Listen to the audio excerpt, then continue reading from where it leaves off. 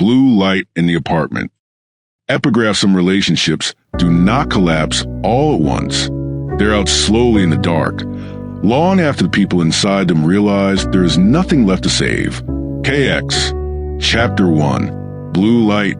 The apartment hummed with the low sound of the television. Blue light moved across the walls in slow pulses. It slid over. Peeling paint crept across the kitchen cabinets and spilled across the floor.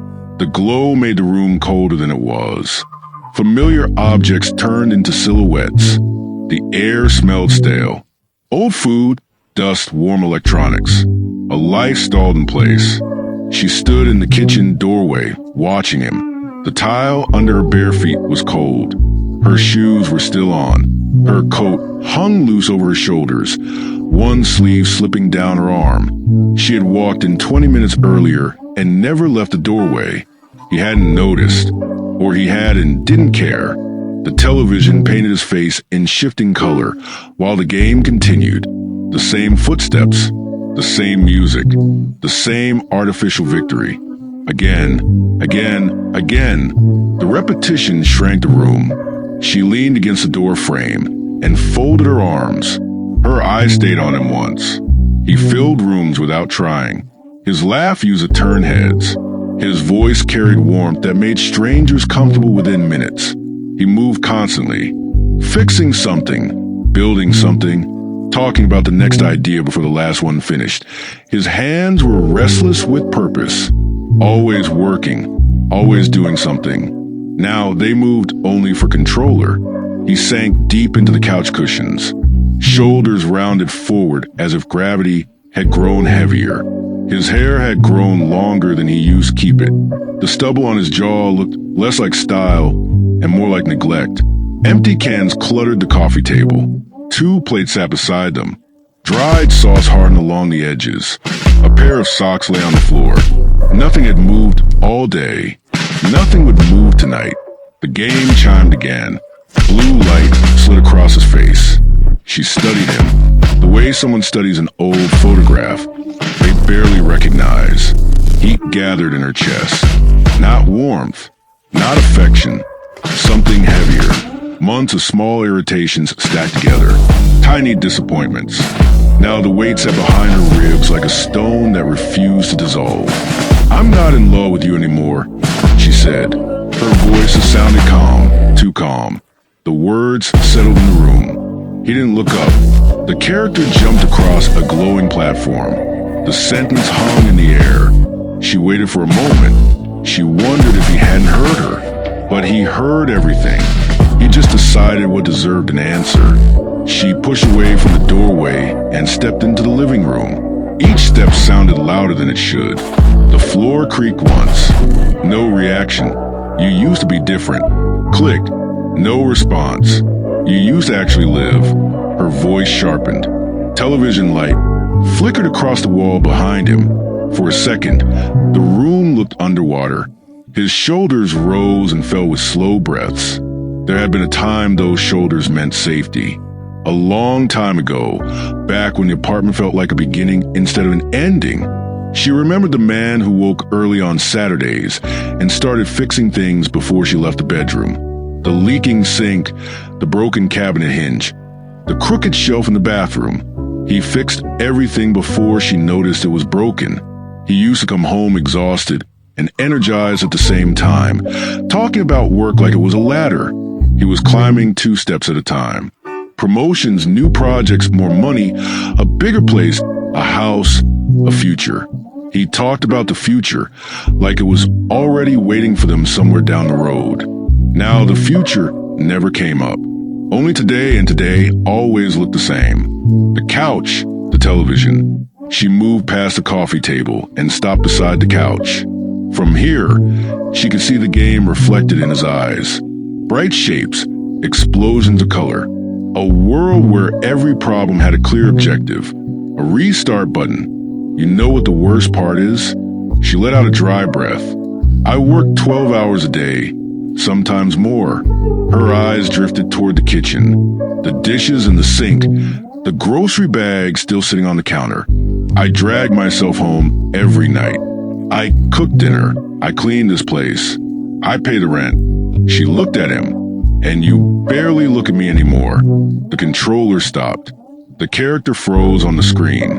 Neither of them moved. The screen dimmed. He leaned back into the couch and stretched his neck until it cracked. He still didn't turn around. "I'm not in love with you either," he said. His voice was steady, flat, like he had practiced a sentence long before she spoke hers. I figured the words landed. He rubbed his eyes and dragged his fingers down his face. "I've been sleeping next to a stranger for months." She laughed, a short, bitter sound. "Funny," she said. "I was thinking the same thing." The television flickered in the background, frozen. For the first time all night, the room held still. He turned his head slightly, glancing at her over his shoulder. Not fully, just enough. Once, that glance made her smile without thinking. Now it only made her tired. He looked older than he had a year ago. Not physically, something deeper. The light behind his eyes had dimmed ever since he lost his job. Everything changed. Not all at once. Not dramatically. Just slowly enough that neither of them noticed it happening. Until one day they looked up and realized the relationship they live inside had already disappeared. Neither of them knew when. Outside, somewhere down the street, a car passed. The sound faded. Two people sharing the same room, breathing the same air, living the same life, standing miles apart. Chapter 2. Before the silence, the apartment sounded alive. Music drifted from the speaker on the kitchen counter. Her laughter traveled down the hallway. His voice rose above it, louder than necessary, stretching every story until she laughed harder. The apartment seemed smaller then, or maybe they filled it. Every corner, every wall. She remembered the night they moved in. Boxes everywhere. Fresh paint. Struggled to hide the building's older smell. Dust. Carpet fibers. Traces of other lives pressed into walls. They sat on the living room floor, surrounded by cardboard. No couch, no table. Only 2 plastic cups and a cheap bottle of wine they could barely afford. The windows stood open. Summer air drifted through the room. Warm, soft. He leaned against the wall, legs stretched across the floor, as if the place already belonged to him. "This is temporary," he said. The word stayed with her. Temporary? He said it often. Temporary apartment. Temporary job. Temporary struggle. Everything was temporary because something better waited ahead. She believed him not from innocence, from conviction. He spoke about the future, the way people spoke about whether confident would arrive. "I'll move up within a year," he said, gesturing around the room. "Then we find a bigger place. Maybe somewhere with another room, bigger windows." She tasted the wine. Cheap, sharp. Her face twisted. He laughed. "First improvement," he announced. He disappeared into the kitchen. Drawers opened, cabinets slammed. He returned, holding 2 mismatched mugs. "Wine tastes better in these." "That's not true." "It is, if you believe hard enough." She accepted the mug back then. Laughing required no effort. He dragged the box across the floor and tore it open.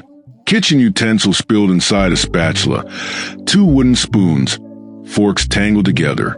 He grabbed the spatula and raised it like a microphone. "Ladies and gentlemen," he announced, pacing across the living room.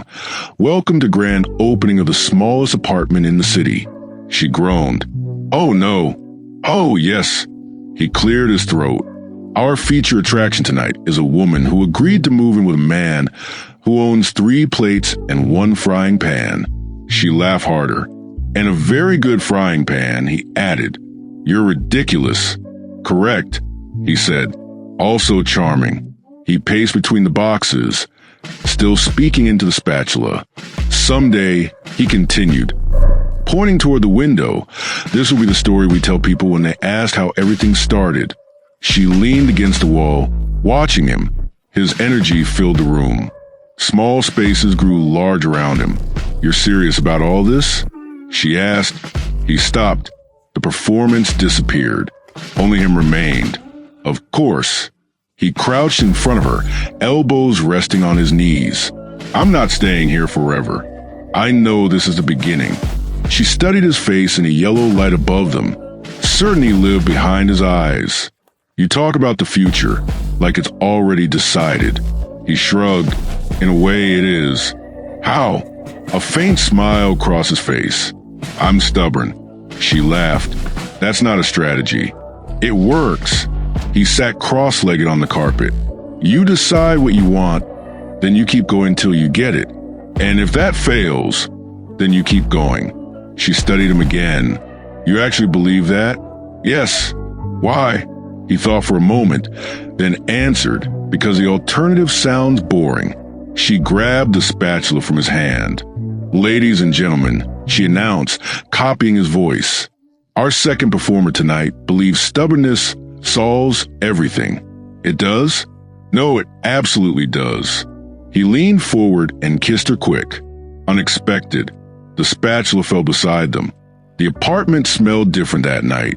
Fresh paint, open windows, summer air, possibility. They stayed awake until nearly 3, unpacking boxes, not from obligation, from excitement. Every object they placed felt like building something. A mug inside the cabinet, a lamp beside the couch, her books stacked against the wall. At one point, the kitchen sink began dripping. She crouched beside the cabinet. That doesn't look good. He knelt beside her. Give me 10 minutes. You don't know how to fix that. He smiled. Correct. Then why 10 minutes? Because that's how long a tutorial takes. She shook her head. 20 minutes later, the leak stopped. He wiped his hands on a towel and grinned. See? You're insufferable and useful. Barely. She kissed him anyway. Back then, every small victory felt like proof. Proof. The life he described might exist. Proof. Persistence could bend the future. The memory faded. Present sounds returned. In the other room, 2 people standing inside. A space that no longer breathed. Somewhere along the way, the air changed. Neither of them remembered when, Chapter 3, the day the momentum stopped, the day he lost his job arrived, without warning. No storm outside the windows, no dramatic phone call, no sense that the afternoon would fracture the rest of his life. Just a gray sky hanging over the city like wet concrete. She was at work. He sat inside a small office that smelled of burnt coffee and printer toner. His manager occupied the chair across the desk. A folder rested in the man's hands closed. That detail said everything good news comes with open folders. Bad news hides behind cardboard and paper. The manager cleared his throat. Things have been tightening up. He nodded. He understood the language already. Tightening up budget adjustments. Restructuring. Polite phrases that meant something was about to disappear. The manager leaned forward. We're making cuts. There was short, clean. Somewhere outside the office, someone laughed. The sound slipped through the thin wall like a mistake. He watched the folder still closed. How many? He asked. The manager hesitated. 5. He nodded again. 5 people. Not just him. That made the moment easier to accept or easier pretend. The manager opened the folder inside. Waited. Papers. Forms. Numbers. Official language explaining something that required only one sentence. You're no longer needed here. We appreciate everything you've done. Of course they did. Appreciation costs nothing. I understand. His voice stayed steady, almost calm. He signed the papers without reading them. The result would not change. When he stood, the manager extended a hand. Professional courtesy. 2 seconds of contact, then nothing. Months of effort erased by ink. He walked down the hallway, carrying a small cardboard box. Someone had already packed his belongings. A coffee mug, a notebook, a pen borrowed months earlier and never returned. People glanced at him while he passed, then looked away. No one enjoys watching another person fall. It reminds him how easy the ground disappears outside. Cold air met his face. Traffic moved normally. Pedestrians crossed the street. The city continued without interruption. Nothing had changed except everything had. He walked without direction. He reached a bar 2 blocks away. The place sat half empty. Too early for evening crowds. Perfect for someone avoiding daylight. He sat at the counter. The bartender noticed the box. Rough day? Something like that. What'll it be? Whiskey. A glass appeared. Amber liquid caught the dim light above the bar. He drank the burn, traveled down his throat, and spread across his chest. Real solid. Another sip. Another time. Blurred. 2 drinks became 3. 3 became 4. His phone vibrated inside his pocket. Her name filled the screen. He stared at it, let it ring once, twice, then answered. Hey, she said. Office noise echoed behind her. Hey, what are you doing? He looked down at the cardboard box beside his arm. The mug rattled inside when he shifted it. Heading home. You sound weird. I'm fine. You sure? Yeah, I'll be late tonight. She said we're short-staffed. Okay. You eat yet? Not yet. I'll bring something back. Sure. Neither spoke. Then she said it. Love you. The words came automatically. His reply followed the same path. Love you too. The call ended. His phone rested on the bar. He looked at his reflection in the dark wood surface. The face staring back seemed unfamiliar, not older, dimmer, like someone had lowered the brightness. The bartender had turned another. He hesitated, then nodded. Yeah, the gray afternoon darkened. He picked up the box and left. The walk home stretched longer than usual, each step heavier. The apartment building stood where it always had. Lights glowed in the windows above. People cooking dinner, watching television, living ordinary evenings. He climbed the stairs. The hallway smelled like detergent and worn carpet. Inside the apartment, the lights were already on. Empty. Quiet, the couch said. Exactly where it always did. The television remained dark. He placed the box on the table. The room felt larger, without her inside. Hollow. He crossed the couch and sat. The cushion swallowed his weight. For a long time, he stared at the blank screen. He reached for the controller, pressed the power button. The game loaded. A character appeared on the screen, running forward, always moving, always progressing. He leaned back, controller resting in his hands.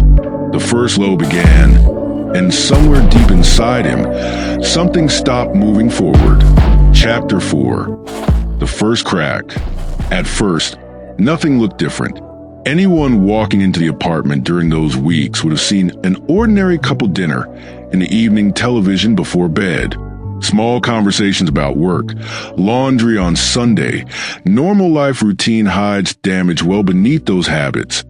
Something had shifted, not broken, not yet, just misaligned, like a door that no longer closes unless you force it.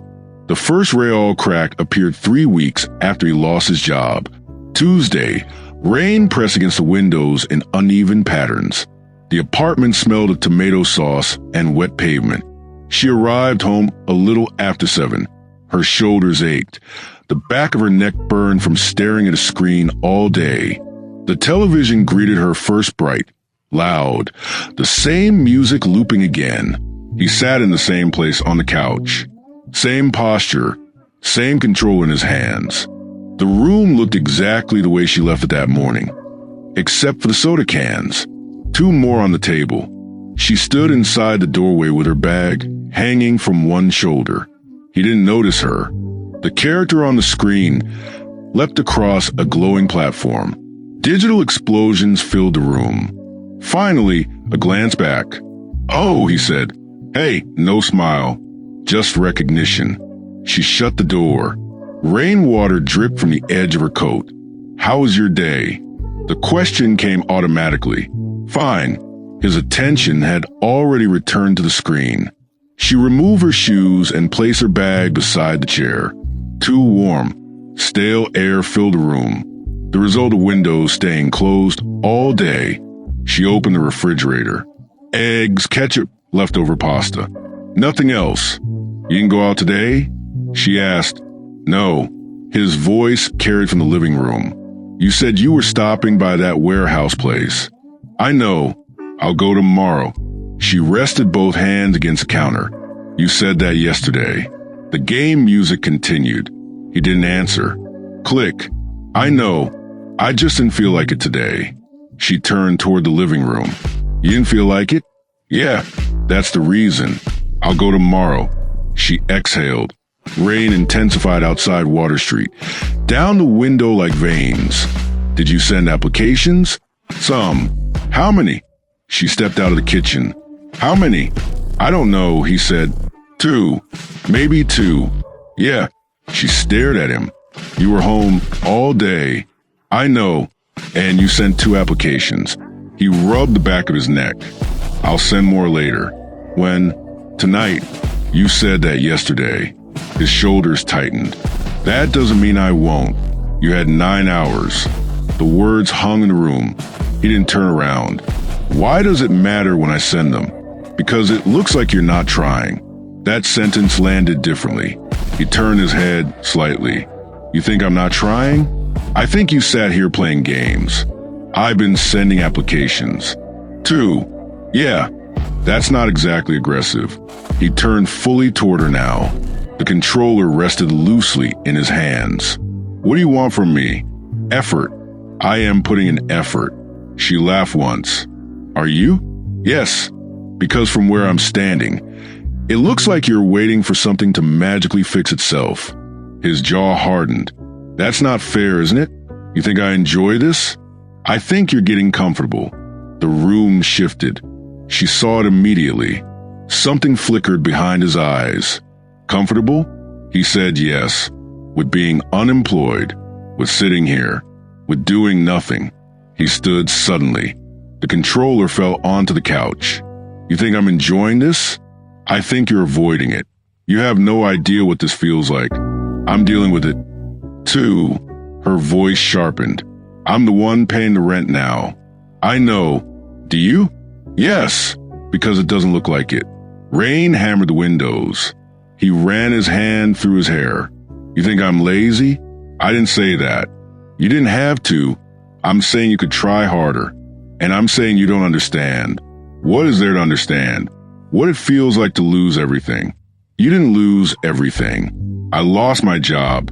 That's not everything. It was a lot. And now what? She gestured toward the couch. You sit here. He stared at her like he was seeing someone unfamiliar. He picked up the controller, sat down again, unpaused game. The music returned instantly. She waited. 1 second. 2. Nothing. No apology. No explanation. Just a game. She turned back toward the kitchen. Behind her, the digital gunfire resumed. Outside, the rain kept falling inside. The first real fracture spread through the room. Neither of them could see it yet, but it was there. And once something cracks, it never closes the same way again. Chapter 5. The Way to Quiet. Silence crept in first as small gaps between conversations.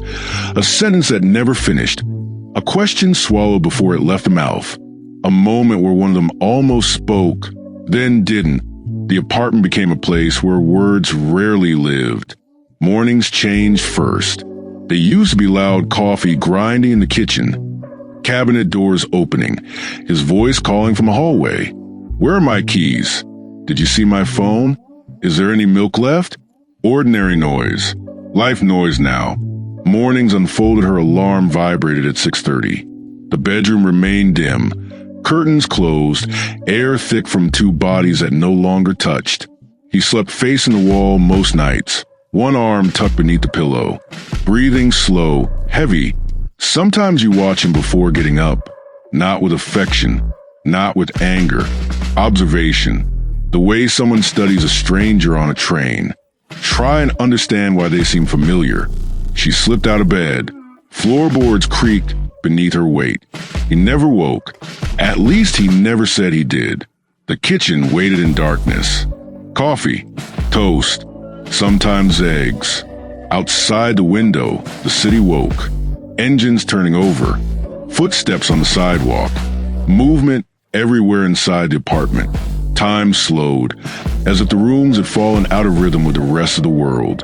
By 7, she stood near the door, hair tied back, bag over her shoulder, ready to leave.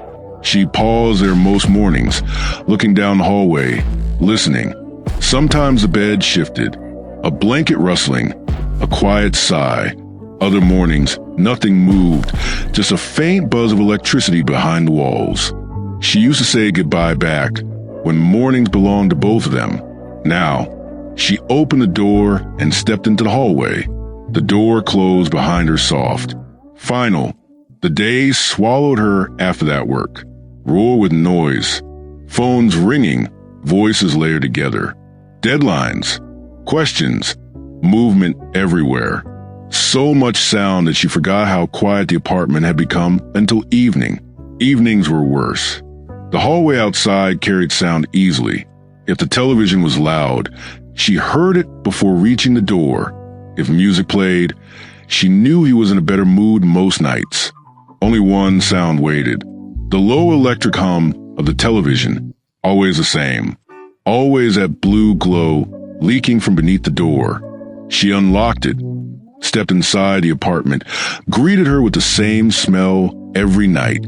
Stale air-cooked food, dust warmed by electronics, windows rarely open anymore. He sat on the couch exactly where she expected, controller in his hands, eyes fixed on the screen. Sometimes he glanced at her, sometimes he didn't. How was work? Fine. The exchange rarely continued. Dinner followed the same pattern. She cooked. The television murmured behind her game. Sound spilled through the walls. Gunfire. Footsteps. Voices repeating the same digital phrases. He ate once food appeared. Standing. Sometimes sitting beside her. Other nights. Arguments disappeared during those weeks. That part felt strange. Arguments require energy, emotion, investment. Both of them seemed to be running out.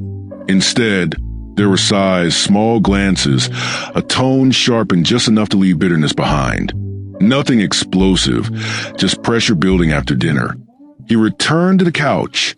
She washed dishes alone. Running water filled the kitchen while the game continued.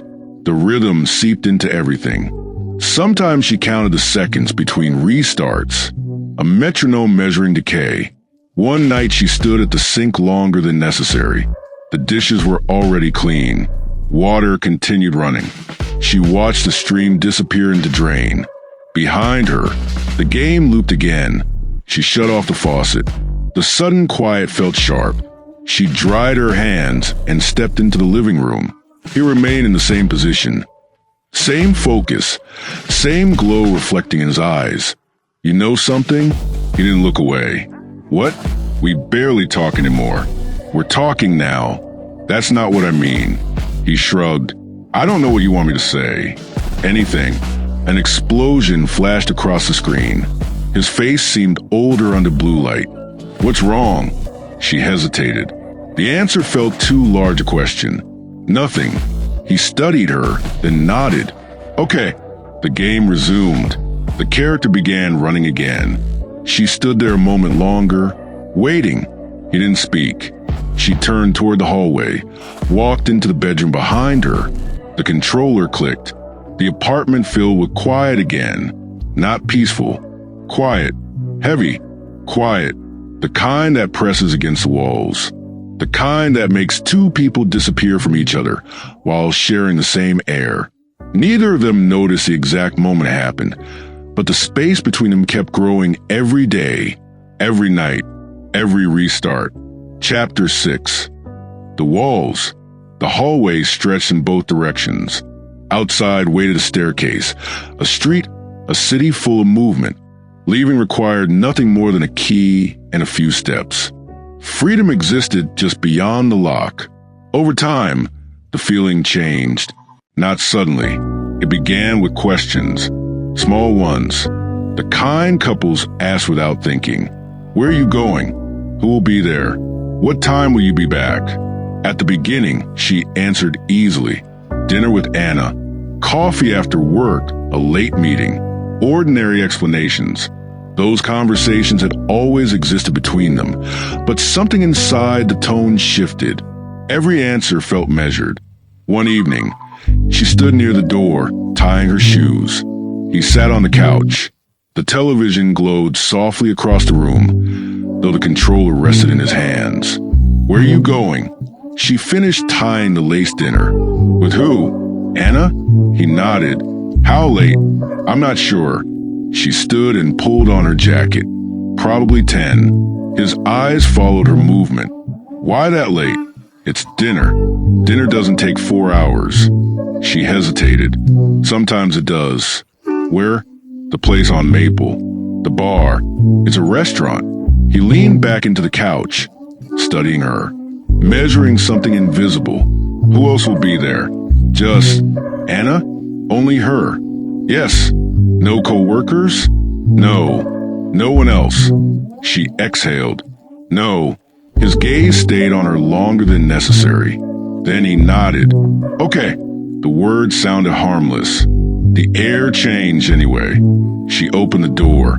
Hallway light spilled across the floor. For a moment she stood there, one foot inside, one outside, waiting. She wasn't sure what for. Maybe a softer sentence. Maybe a smile. None came. The television flickered behind him. She stepped into the hallway. The door closed. The questions continued over the following weeks. Not every day, just often enough to grow familiar. "You're going out again tonight?" "You went out last weekend." "That seems like a lot." Sometimes he smiled when he said it. Sometimes his voice sounded playful, but the weight behind the words never felt playful. One night she returned after leaving. The street outside had gone quiet. Most windows in the building were dark. Inside the apartment, the television still glowed. He sat on the couch exactly as she left him, controller in his hands. Blue light across the walls. "You're late." "It's 11. You said 10. I lost track of time." "Where were you exactly?" She closed the door. "The same place I told you." "Until 11. "Yes." "With Anna?" "Yes. Only Anna." She placed her bag on the chair. "Yes." The game turned slightly toward her. "You smell like alcohol." "We had drinks." "How many?" She stared at him. "Are you serious?" I asked a question. "Two? Two?" "Yes." He held her gaze for a moment, then faced the screen again. The conversation ended. The tension didn't. It lingered in the air like a wire pulled too tight. The next week she mentioned meeting Anna for coffee. "With who?" "Anna. You see her often?" "She's my friend." "I know." His tone made the sentence sound different. Agreement mixed with suspicion. "What does that mean?" She asked. "Nothing." That didn't sound like nothing. "I'm saying you've been going out a lot." "I leave once a week." "That's still frequent." "For who?" "For someone in a relationship." She laughed. "You're serious?" "I'm pointing something out, and I'm pointing out that you never leave this apartment." "That's different." "How?" "I'm looking for work." From the couch, his jaw tightened. "That's unfair." "No," she said. "What's unfair is acting like I'm doing something wrong by leaving once in a while." "I didn't say that." "You implied it." "I asked questions." "You interrogated me." He reached for controller again. She watched him. The apartment seemed smaller than it had that morning. The next time she mentioned going out, he didn't ask questions. He said something else. "You don't need to go." She blinked. "What?" "You don't need to go out tonight." "I already told Anna you can cancel." "Why would I cancel? You've had a long week." "That's exactly why I want to go. You can relax here." Her eyes moved across the apartment. The couch, the television, blue light drifting across the walls. "I relax here every night." He didn't answer. His focus returned to the screen. The controller clicked, but the room felt different.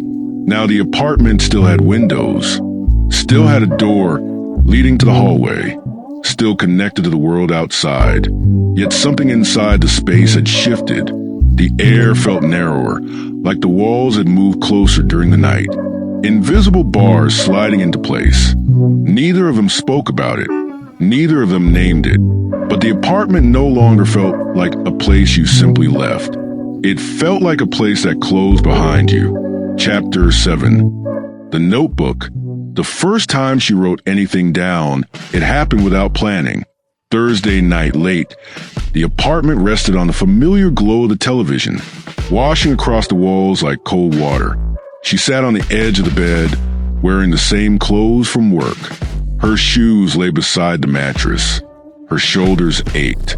Her head felt crowded, not with clear thoughts, with pressure. Too many words waiting inside her chest with nowhere to go. In the living room, the controller clicked.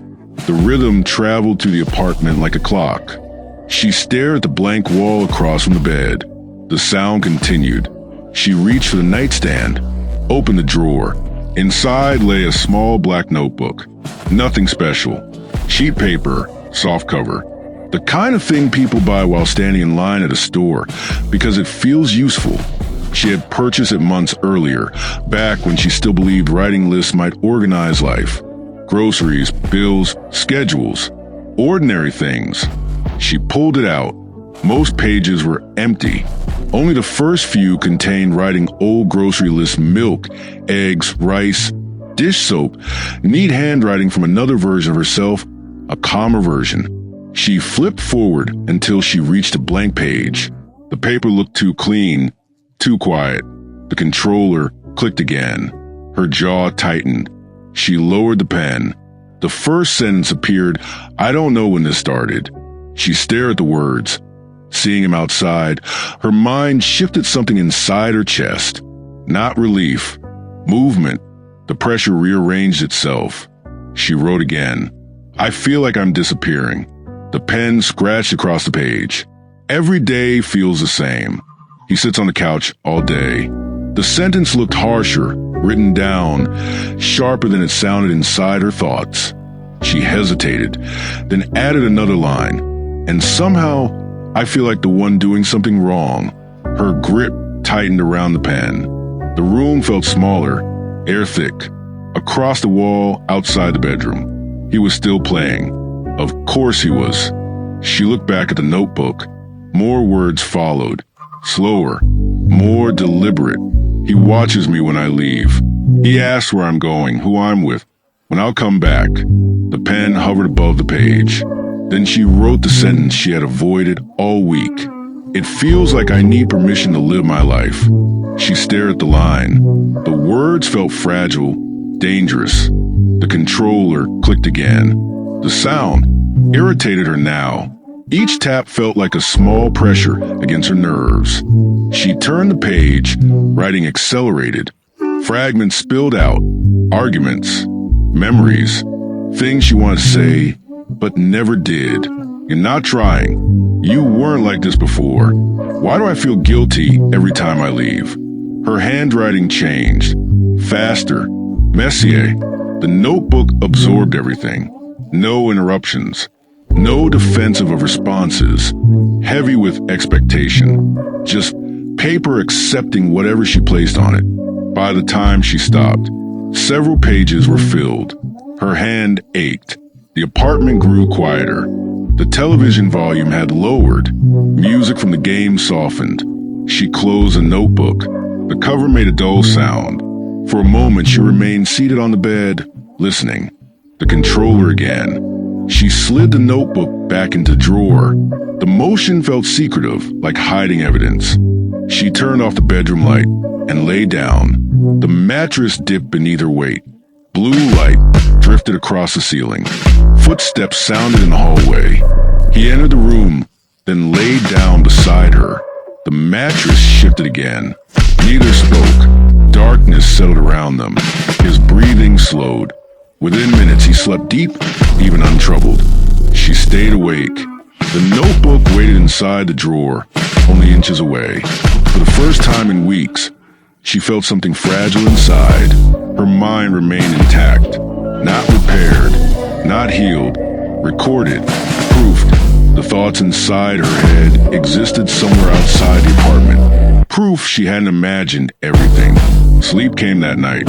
When morning arrived, the first thing she thought about was a notebook. Not him. The notebook pages still waiting, empty, patient listening. And somewhere deep inside her mind, another realization formed. The notebook wasn't just holding her thoughts anymore. It was becoming the only place she still existed. Chapter 8, The Drift.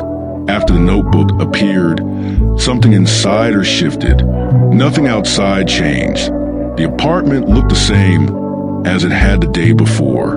The couch still faced the television. Empty cans gathered along the coffee table. Blue light filled the room every night like a second atmosphere. He remained in the same place, control in his hands, eyes locked on the screen. The world around her stayed fixed, but something inside her moved. The notebook created distance, a thin layer of glass between her and everything else. She could still see her life, but she also watched herself living it. The feeling grew stronger each night. The notebook grew heavier, more pages filled with sentences. She never spoke out loud. Observations, fragments, questions with no answers. Some nights she wrote a few lines. Other nights the pen moved for pages without stopping. The notebook accepted everything. No interruption, no argument, no sighs. She began speaking less, not because nothing remained to say, because the words already existed somewhere else. Inside the notebook, he noticed, one evening, she sat at the kitchen table, writing. The overhead light cast a dull circle across the surface. The pen moved across the page behind her. Television noise, electronic music controller clicks. Then the clicking stopped. The controller landed on the couch. Footsteps followed. Heavy, slow, he appeared in the kitchen doorway. What are you doing? She kept writing. Writing what things? The word hung between them. He stepped into the room. What things? She closed the notebook. Her hand rested on the cover. Just thoughts? About what? My day. His eyes stayed on the notebook. You've been doing that a lot. It helps. With what? Thinking. Suspicion flicker across his face. You never used to write. People change. The answer came sharper than she expected. He leaned against the counter, arms crossed. Were you writing about me? She looked up. What? You heard me. I'm not writing about you. That's not what it looks like. It's a notebook. You close it whenever I walk in, because you ask questions like that. Headlights slid across the window from a passing car. His gaze stayed fixed on the notebook. Let me see it. Her hand tightened on the cover. No. Why not? Because it's mine.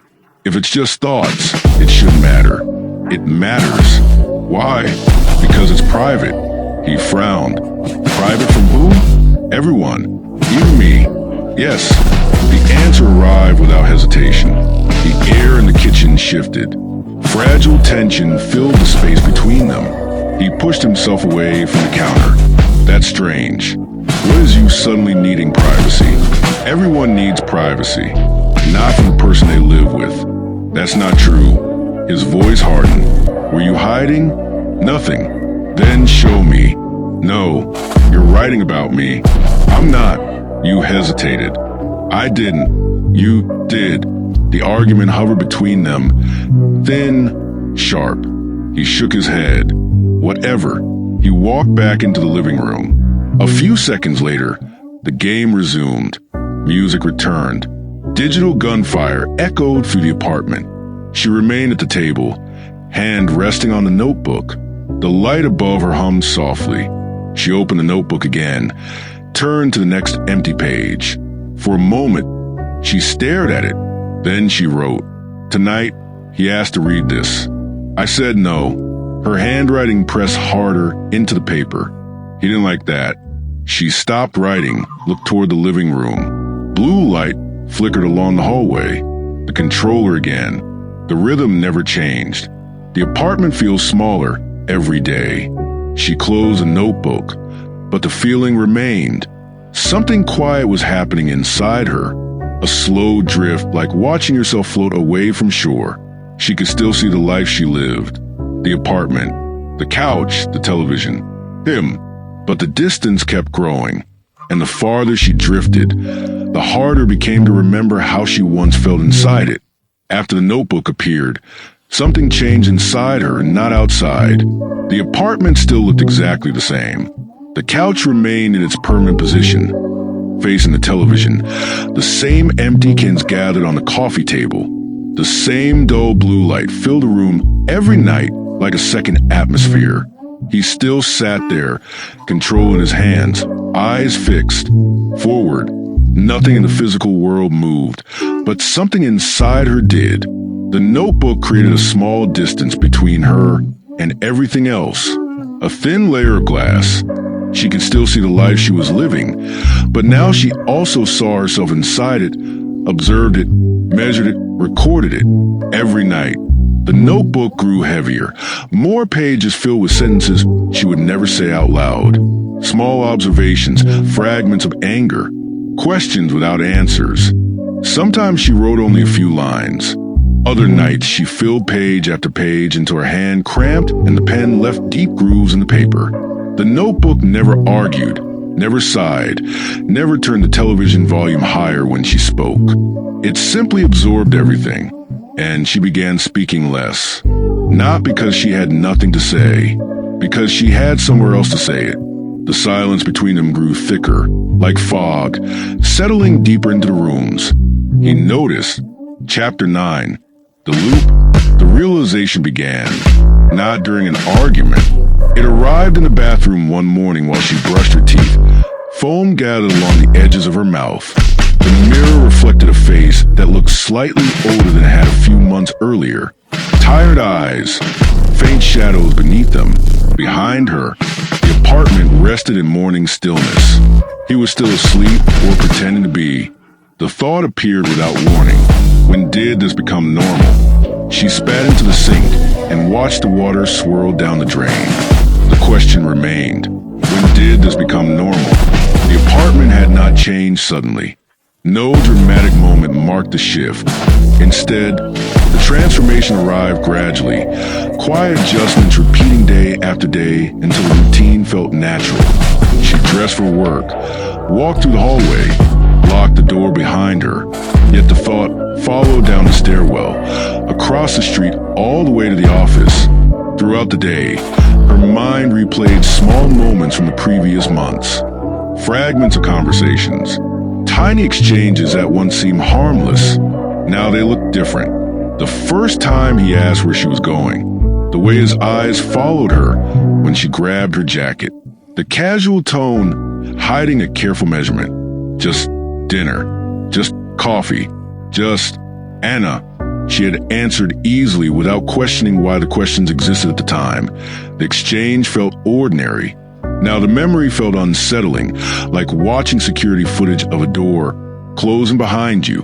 The realization arrived he hadn't built the walls alone. She had helped construct them, one explanation at a time, one reassurance at a time, one small accommodation after another. By the time she returned home that evening, the thought had hardened into clarity. The apartment greeted her the same way it always did. Blue light from the television, the faint smell of reheated food, the steady mechanical tapping of the controller. He sat on the couch exactly where she expected. She paused near the doorway, watching the game, repeated its pattern. The character sprinted through a corridor, turned a corner, fired a weapon, reached the end level. Then the screen reset back to the beginning. The same hallway, the same enemies, the same destination. Again and again and again. Something about the repetition unsettled her, like watching an animal pace the edges of a cage. He didn't look away from the screen. Hey. She removed her shoes, her mind stayed fixed on the pattern. The loop, the controller, clicked again. The character restarted, and suddenly the realization struck with quiet certainty. The apartment had become a loop. Every day repeated the same sequence. Wake up, go to work, return home, find him in the same position, cook dinner, exchange a few empty sentences, sleep, start again. The routine once felt stable, predictable. Comforting now resembled the game playing on the television, movement without progress. action without direction, the illusion of advancement. Her gaze returned to the screen. The character died this time. A digital explosion filled the room. A red message flashed briefly. Try again. A small pressure formed inside her chest. Not anger. Recognition. He wasn't just playing the game. He had begun living inside its logic. And somehow she had been pulled into the same cycle. The thought felt dangerous. If life had become a loop, then the future wasn't moving forward. It was repeating. She walked into the kitchen and placed her bag on the counter. Behind her, the controller clicked again. Her mind started noticing the pattern everywhere. His routine, her routine, the same arguments replayed with slightly different words. Even the silence followed a rhythm, the same empty evenings. Two people performing the same roles inside a script. Neither of them remembered writing. She opened the refrigerator leftovers from yesterday, half-empty containers. Nothing new, nothing unexpected, nothing different from the living room. She closed the refrigerator. The thought returned. Loops only end in two ways. Someone breaks them, or they repeat forever. She didn't know which possibility frightened her more. Later that night, she opened the bedroom drawer. The notebook waited inside. Blank page. Quiet. Patient. She sat on the edge of the bed and held the pen above the paper. For a moment, she listened to the game sounds drifting through the walls. Then she wrote, "I think we're stuck." She wrote another line. Every day feels like the same level. Repeating ink scratched softly across the page. Her thoughts sharpened. Nothing changes. Another line followed. Nothing moves forward. She stared at the sentence, then added one more. Maybe that's why everything feels so heavy. The notebook absorbed the words without resistance. She closed it gently in the living room. The game continued. The character ran down the same hallway, turned the same corner, fought the same enemies, reached the same ending, and somewhere inside the apartment, the same quiet cycle continued turning over and over. Chapter 10. The distance. The realization from the night before did not fade. It stayed with her. Not loudly, not dramatically, just resting somewhere in the back of her mind, like a piece of information. Her brain refused to discard the loop. Once a pattern becomes visible, it cannot return to invisibility. The next morning, she woke before the alarm. Darkness filled the bedroom. Only a faint gray glow slipped through the curtains. She remained still, listening. His breathing moved beside her, deep, heavy, the sleep of someone who had nowhere to be. She turned her head slightly in the dim light. His face looked softer than it did during the day, less guarded, almost familiar, almost. The space between their bodies stretched across the mattress. He slept facing the wall, one arm beneath the pillow. The distance felt wider than the bed itself. For a long moment, she studied him, and something inside her mind shifted, not emotionally, visually, the way a camera changes focus. She no longer saw the man she once loved. She saw a figure inside a system, someone repeating the same movements each day. Wake late, sit on the couch, play the game, ask questions, sleep, repeat. The thought felt cold, but also clarifying. When you step outside a pattern, even mentally, the pattern begins to look mechanical, predictable, fragile. She slid from the bed. The floor creaked. He didn't wake. The morning routine unfolded exactly as it always did. Bathroom light coffee brewing. Nothing different. Yet everything felt slightly altered.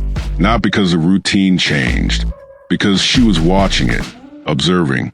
The apartment looked less like a home now, more like a machine, repeating the same program. And she was beginning to see the gears. She noticed small things, how carefully she moved through the space, how softly she spoke when he was nearby, how often she avoided noise without realizing it. Habits formed without agreement, without discussion, like water shaping stone. When she finished her coffee, she stood near the door, looking down the hallway, listening, still asleep. She opened the door, stepped outside the moment the door closed behind her. Something shifted. The pressure inside her chest loosened slightly. Not completely. Just enough to notice the air in the hallway felt lighter. It took her several seconds to understand why. Outside the apartment, the loop had no control. People moved unpredictably. Voices echoed through the stairwell. Cars passed below. The world did not repeat itself here. The realization followed her through the entire day at work. She moved automatically. Emails, meetings, small conversations. But a separate part of her mind continued studying the pattern. Every time her phone buzzed, a prediction formed before she even looked. If it's him, the message will ask where you are when you're coming home, why you're late. When the phone vibrated that evening, she already knew what the screen would say. She looked down. When are you heading home? No greeting, no context, just a question.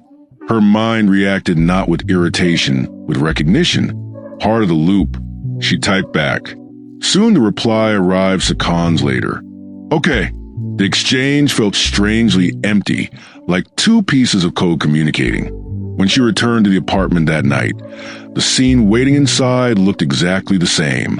Blue light controller clicking. A digital character running through another hallway. Hey, she said. Her voice sounded calm, steady, but something inside her had changed. The loop still existed. The apartment still held its familiar gravity. The routine still continued exactly as before. Yet now there was distance. Mental distance, and distance changes everything. When something stands too close, it fills your entire field of vision. You believe it is the world. But when you step back even slightly, you begin to see the edges, the limits, the structure. She watched him from across the room. Same posture, same concentration, the same rhythm of his thumbs on the controller. Click, click, click. The pattern almost looked hypnotic. But another thought formed in her mind. Loop survived because people stopped imagining alternatives, because a routine becomes easier than uncertainty. Her brain returned to the question from the night before. Loops in only two ways. Someone breaks them or they repeat forever. She walked down the hallway into the bedroom, opened the drawer. The notebook waited exactly where she left it. Still patient. She sat on the edge of the bed and opened the next blank page. For a moment, she listened to game sounds drifting through the walls. Then she wrote, I think I understand something now. Another line, but I have. She stared at the sentence for several seconds, letting the meaning settle. Then she added one more thought, quieter, heavier. Once you see the pattern, the pen pressed harder into the paper. You can't pretend you're still inside it. She closed the notebook gently. From the living room, the controller continued its endless rhythm, but now the sound felt different. Less like a trap, more like something she had already begun walking away from. Chapter 11. The fracture. The argument began over nothing. That was how most fractures start, not with catastrophe, with a small disturbance that exposes pressure already waiting beneath the surface. It happened on a Sunday afternoon. The apartment felt unusually quiet. No television, no music. Rain tapped softly against the windows, turning the room gray. She sat at the kitchen table with a notebook open in front of her. The pen moved across the room. He stood near the refrigerator, staring inside, as if expecting something new to appear. Nothing had changed. Leftovers, condiments, half a container of milk. The door closed. He leaned against the counter and watched her for a moment. You've been writing a lot. The pen continued moving. Yes, what about? She finished the sentence. Close a notebook. Things. The answer irritated him. That's vague. It's a notebook. That doesn't explain anything. She looked up. What do you want explained? What you're writing. Why? Because you hide it. I don't hide it. You close it every time I walk in. She rested her hands on the cover. That's because you react like this. His voice sharpened. Like what? Like it's an interrogation. He pushed himself away from the counter. It wouldn't be if you just told me. Told you what? What's in there? Rain tapped harder against the glass. She spoke my thoughts. That's convenient. What does that mean? It means you can say anything. And I'm supposed to accept it? You don't have to accept it. I should be able to read it. No. The word arrived instantly. Firm. He blinked. You said no. Yes. Why? Because it's private. Private for me? Yes. The air shifted. Something brittle moved between them. You never needed privacy before. I always needed it. You just never had anything to hide. Her eyes hardened. I'm not hiding anything. Then show me. No. He stepped closer to the table. Let me read it. Her hand stayed on the notebook. No. His jaw tightened. What are you writing about? Me? Not everything is about you. That's not an answer. It's the truth. Then prove it by letting you read it. Yes. No. The refusal landed harder this time. Something snapped inside the space between them. You're acting strange. I'm acting normal. No, he said. You're acting distant. Maybe because you question everything I do. I'm trying to understand your tri-control. The sentence froze. His eyes narrowed. Control? Yes. Because I asked to read a notebook. Because of everything. What? Everything. The questions. What questions? Where are you going? Who are you with? When are you coming back? Her voice sharpened with each line. You say it like it's normal. Like it's casual. It is casual. No, it's called caring.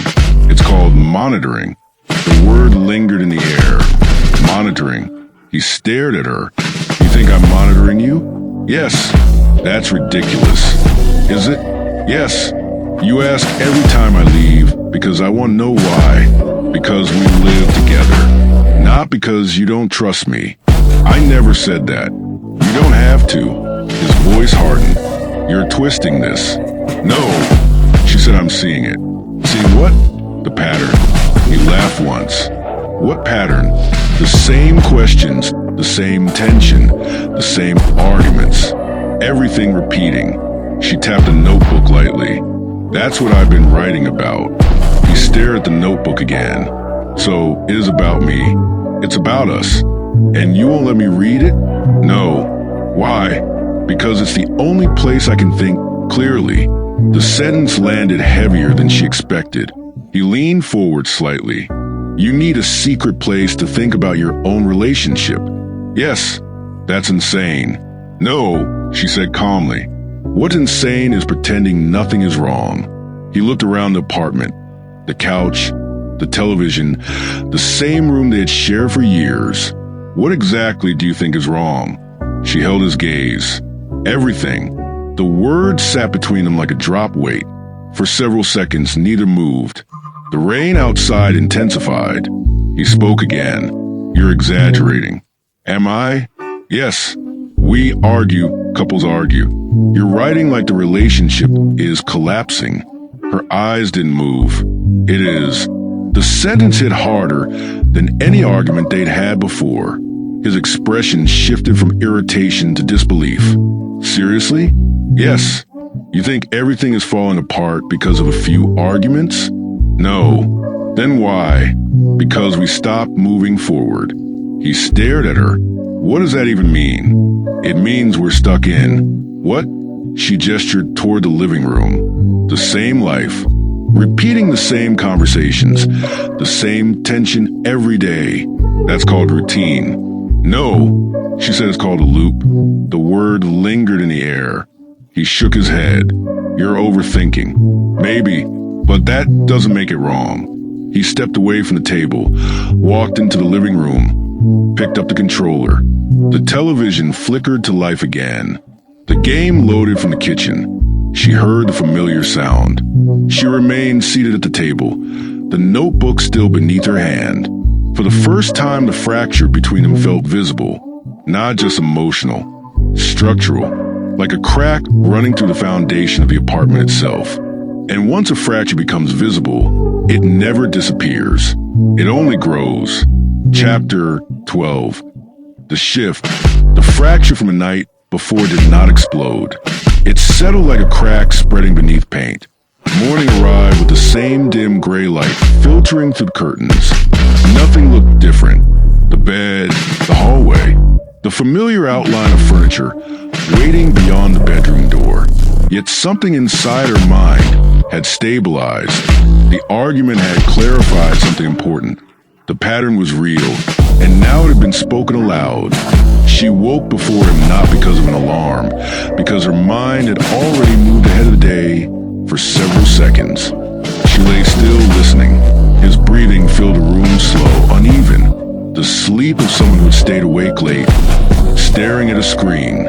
She turned slightly, his back, facing her the same distance stretched across the mattress as every other morning. But this time the space did not feel painful. It felt informative. Data evidence. She slipped from the bed. The floor creaked. No movement from him. The routine continued. Bathroom light, coffee brewing. Yet she noticed something different in her own behavior. She moved normally, not carefully. The difference seemed small until she realized what had changed. She was no longer trying to avoid waking him. For months, she had moved the apartment like a guest, afraid of making noise. Now she poured coffee normally, opened cabinets normally, walked across the kitchen floor without adjusting her steps. The sounds were ordinary.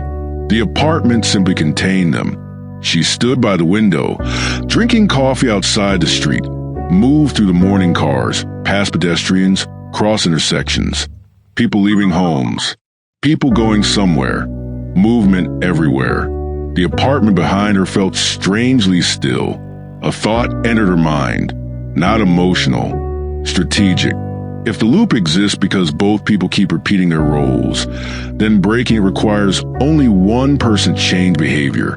The idea stayed with her as she prepared for work. She did not rush, did not check the bedroom every few minutes, did not move through the hallway. When she grabbed her bag and opened the front door, the hinge creaked slightly, a sound that once would have made her freeze. Today, she ignored it. She stepped into the hallway. The door closed behind her, and something inside her chest loosened again. Not relief. Space. The day moved quickly. Work absorbed most of her attention. Emails, deadlines, meetings. But beneath those activities, another process continued inside her mind. Observation, strategy, not about him, about herself. What parts of the routine belonged to her? Which ones had she built unconsciously? Which habits reinforced the loop? The answers appeared gradually. She always came home at the same time. She always cooked dinner. She always explained where she had been. She always softened her tone to avoid arguments. Small behaviors, but patterns are built from small pieces. When she left the office that evening, the sky had already begun darkening. Her phone vibrated inside her bag. She knew what the message would say before looking. Still she checked. When are you coming home? The same question, the same rhythm. For months, she had answered immediately. Explained where she was, how long she would take today. She placed the phone back in her bag. No response. Not out of anger, out of curiosity. She walked 3 blocks before checking again. Another message. You there? She typed still out. Nothing more. No explanation. No timeline. When she reached the apartment building, the sky had turned fully dark. The hallway smelled faintly of detergent and warm carpet. She unlocked the door. Inside, the scene waited exactly as expected. He glanced over his shoulder. You didn't answer. I did not the first message. I was walking. He studied her for a moment. Usually she would have added more. An apology. A longer explanation tonight. She removed her shoes, set her bag down. Nothing else.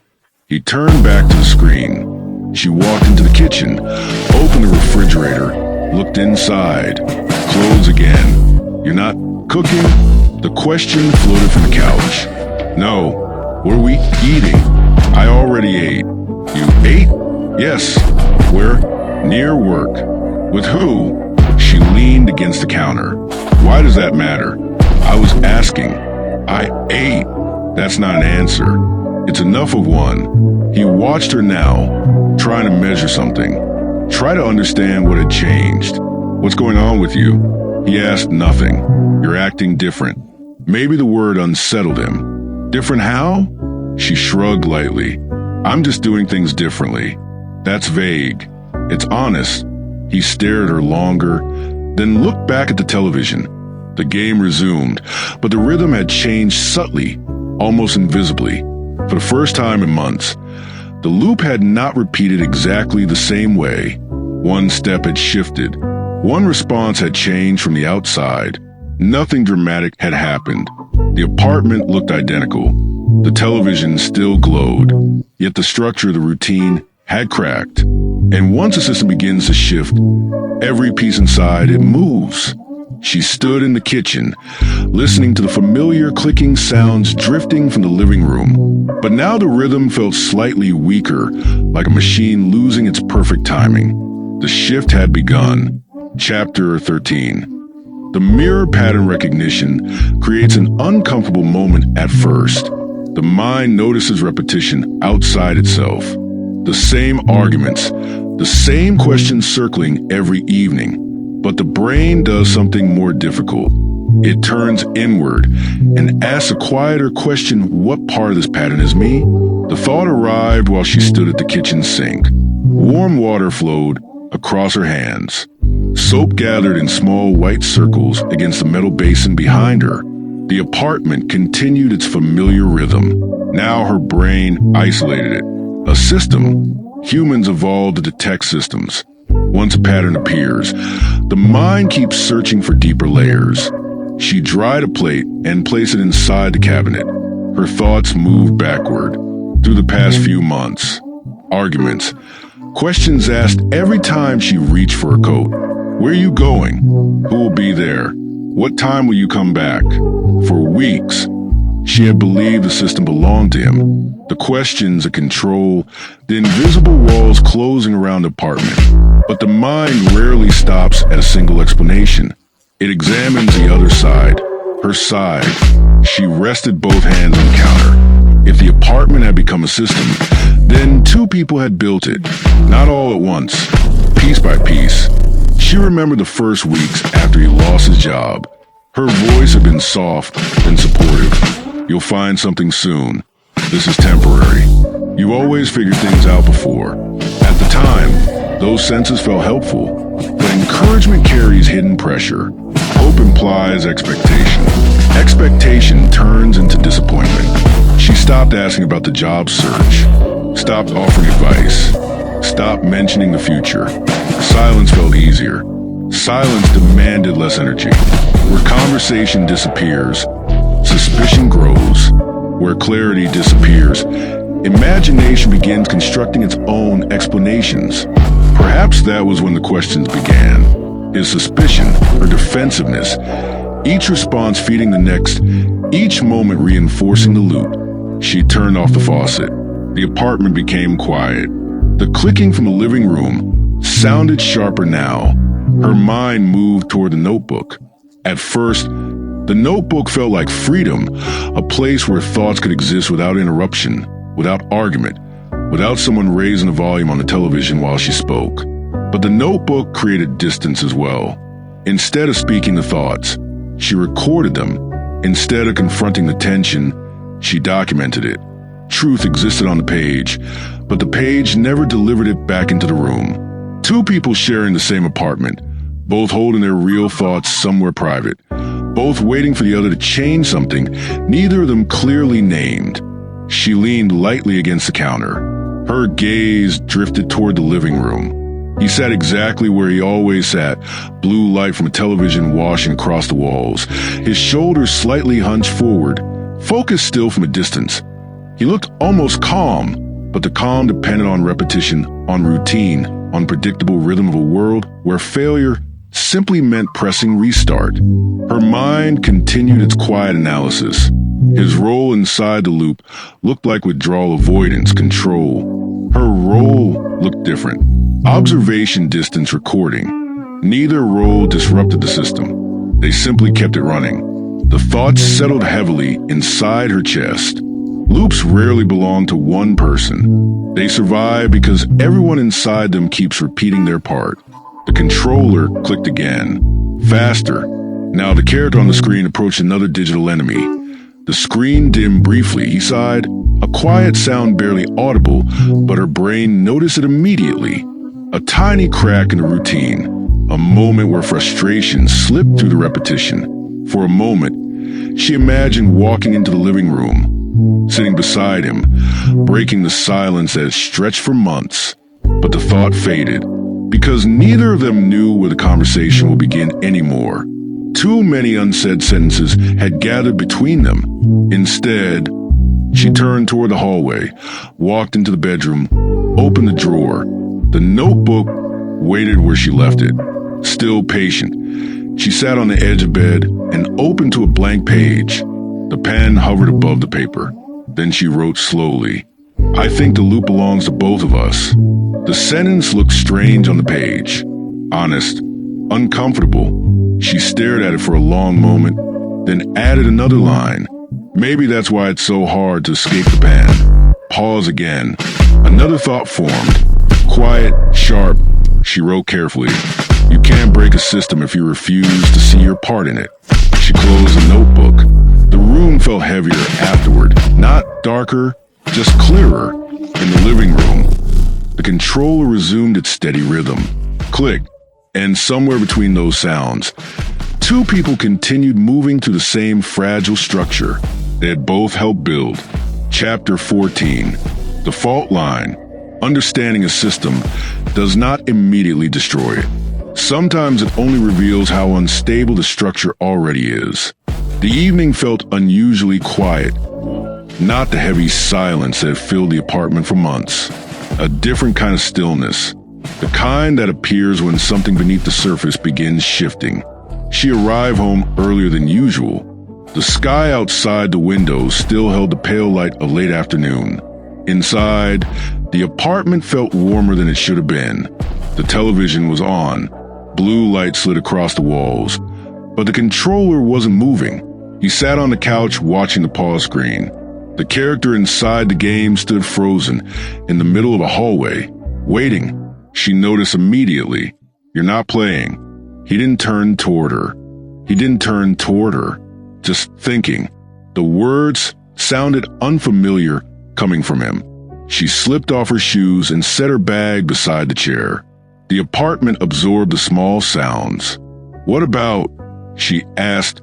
He didn't answer right away. The television hummed softly. Then he said one word. Us. The words settled between them. Heavy, not aggressive, not defensive, just honest. Her mind reacted immediately. A shift in the pattern, a break in the loop. She stepped into the living room, slowly stopped beside the chair across from him. What about us? He leaned forward slightly, elbows resting on his knees. I don't think we like each other anymore. The sentence landed without anger, without accusation, just observation. For a moment, she didn't speak. Not because the sentence shocked her, because hearing it aloud removed the final layer of denial. He continued quietly. Every conversation turns into something uncomfortable. That's not entirely true. It feels true.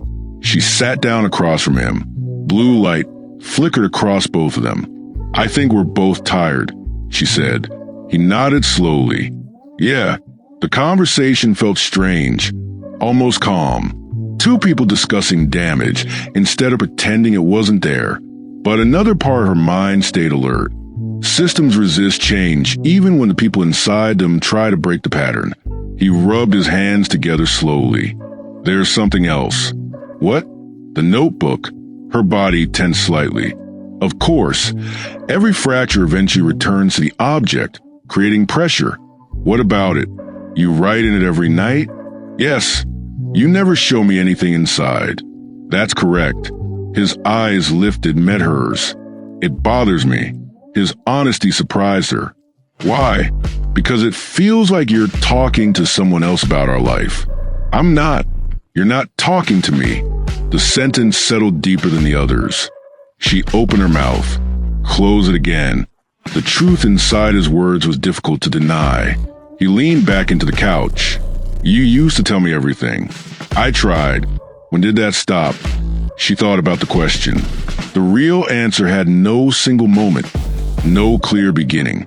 It faded, she said finally. Why? Because talking started feeling pointless. The honesty startled both of them. He looked down at his hands.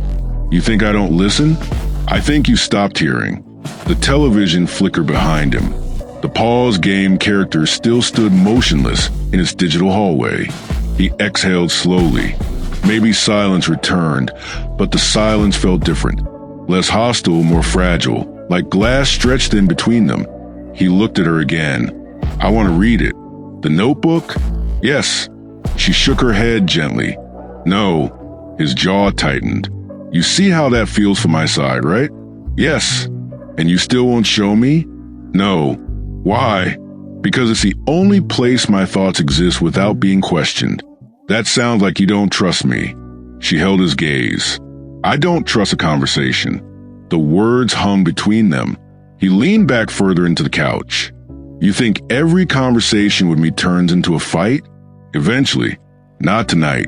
Not yet. The honesty almost sounded like humor. Almost. He stared at the paused television screen, the frozen character waiting for input, for direction, for movement. Do you think this will be fixed? He asked quietly. The question felt heavier than the room itself. For a long moment, she didn't answer.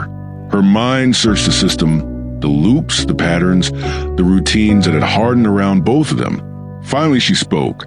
I think something would have to change. What? I don't know. He nodded slowly. Neither of them spoke again. The quiet returned. Not the old silence, a more uncertain one. Eventually, he picked up the controller. The game resumed. The character began running again through the familiar digital hallway. Enemies appeared. Gunfire echoed to the room. She watched him for a moment longer, then stood and walked toward the bedroom behind her. The controller clicked. Click, click. But the rhythm sounded different now. Less automatic, less certain. Like a machine continuing to run even to a fault line had already opened beneath it. And systems built on fault lines do not collapse immediately. First they tremble, then they wait for the moment when the pressure finally becomes too much to hold. Chapter 15. The Aftershock. Conversations like that leave a strange silence behind them, not the old silence. The old silence was thick, predictable routine. This silence felt different. Lighter in some places, more fragile than others, like the air inside the apartment had shifted but hadn't yet settled into a new shape. After their conversation, neither of them moved for several minutes. The television screen still glowed in front of him. The game character stood waiting inside its frozen digital hallway. Neither enemy nor movement appeared. Just waiting. Eventually, he reached forward and picked up the controller again. The motion felt automatic habit. The character began moving, running down the same corridor, turning the same corner, facing the same enemies. But the rhythm of the clicks sounded slightly off, slower, less certain. She noticed it immediately. Once you begin studying patterns, even the smallest change becomes visible.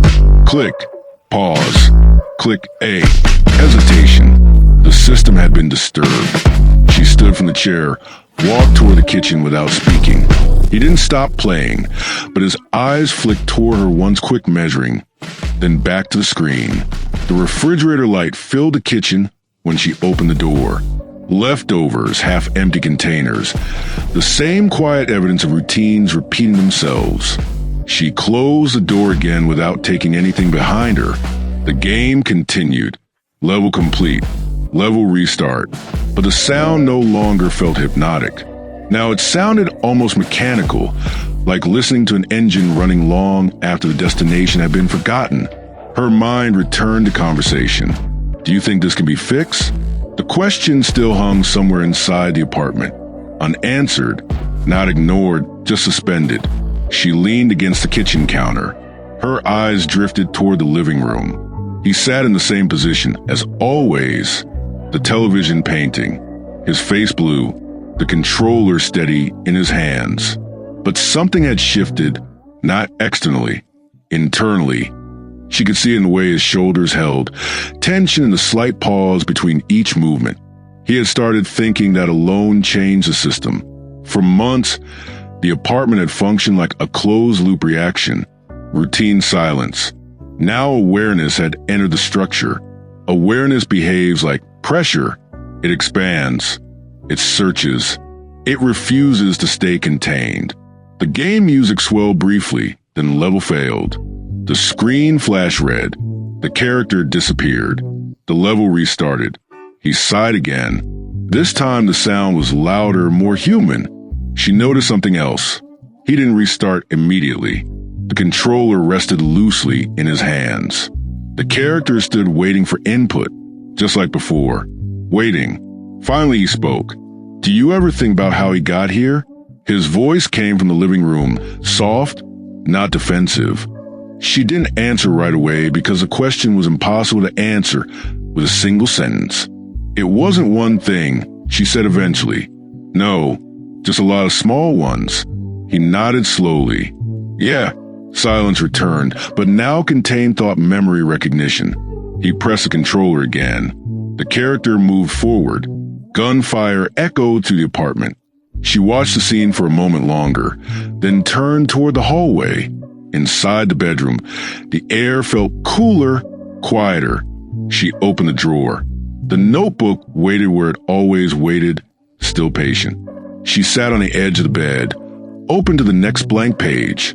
For several seconds, she listened to the sounds drifting through the wall. The game, the controller, his breathing, all the familiar elements of the system continuing their quiet cycle.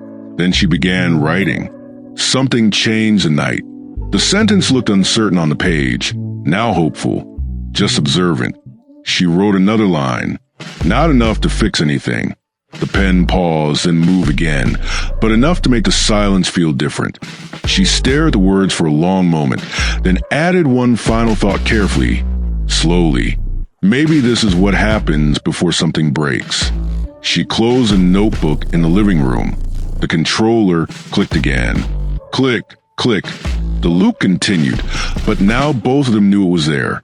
And once two people see the structure clearly, the system can never return to the way it worked before. Chapter 16. The Echo. After certain conversations, the apartment feels unfamiliar, not because anything inside it changes, because the meaning of the space shifts. The couch remains where it always was. The television continues, glowing against the far wall. The hallway still connects the bedroom to the kitchen, yet something invisible rearranges itself. An echo remains in the air. Their conversation from a night before still lives somewhere in a room, not as words, as residue. She noticed it immediately the next morning. The apartment felt quieter, not silent, quieter. He woke later than usual. She heard him in the kitchen while she stood near the window, drinking coffee. Cabinet doors opening, closing footsteps moving across the floor. Ordinary sounds.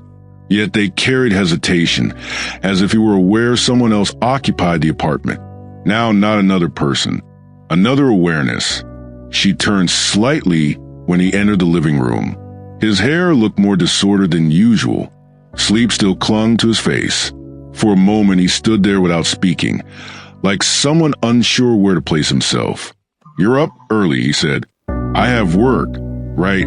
The word floated in the room. He looked toward the television, then toward the couch.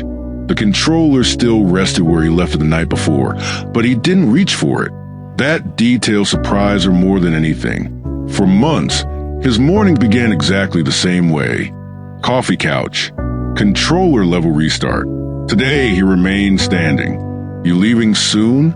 He asked. In a few minutes. Another pause followed. He shifted his weight slightly. You said something yesterday. She waited. That things would have to change. Yes. What do you mean? The question felt sincere, not defensive.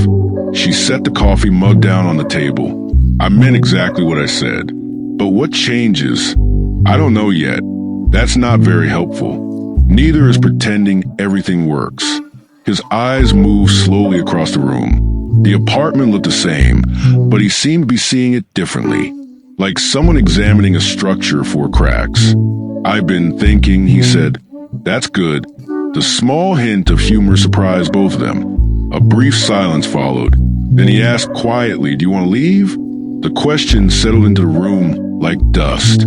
She didn't answer immediately. Not because she hadn't considered it, because the answer was more complicated than a simple yes or no. "I don't know," she said finally. His shoulders lowered slightly. Not relief, not defeat. Something in between. "I keep thinking about how things used to be," he said. "That happens back when we moved in here." She remembered boxes everywhere. Wine in mismatched mugs. The spatula microphone. Laughter filling the empty rooms. For a moment, the memory hung between them bright. Then it faded again. "Things felt different then," he said. "Yes. Do you think we changed?" He paused. "Well, the apartment did." The question almost sounded philosophical, but she understood what he meant.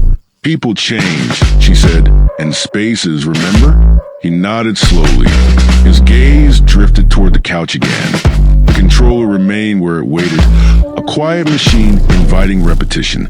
Finally, he walked toward it, but instead of sitting down, he picked it up and turned it over in his hands, studying it like someone examining a tool that had lost its purpose. "You hate this thing," he said. "I don't hate it. You think it ruined everything?" "No." "Then what did?" She considered the question. The answer required honesty. "Nothing ruined everything," she said.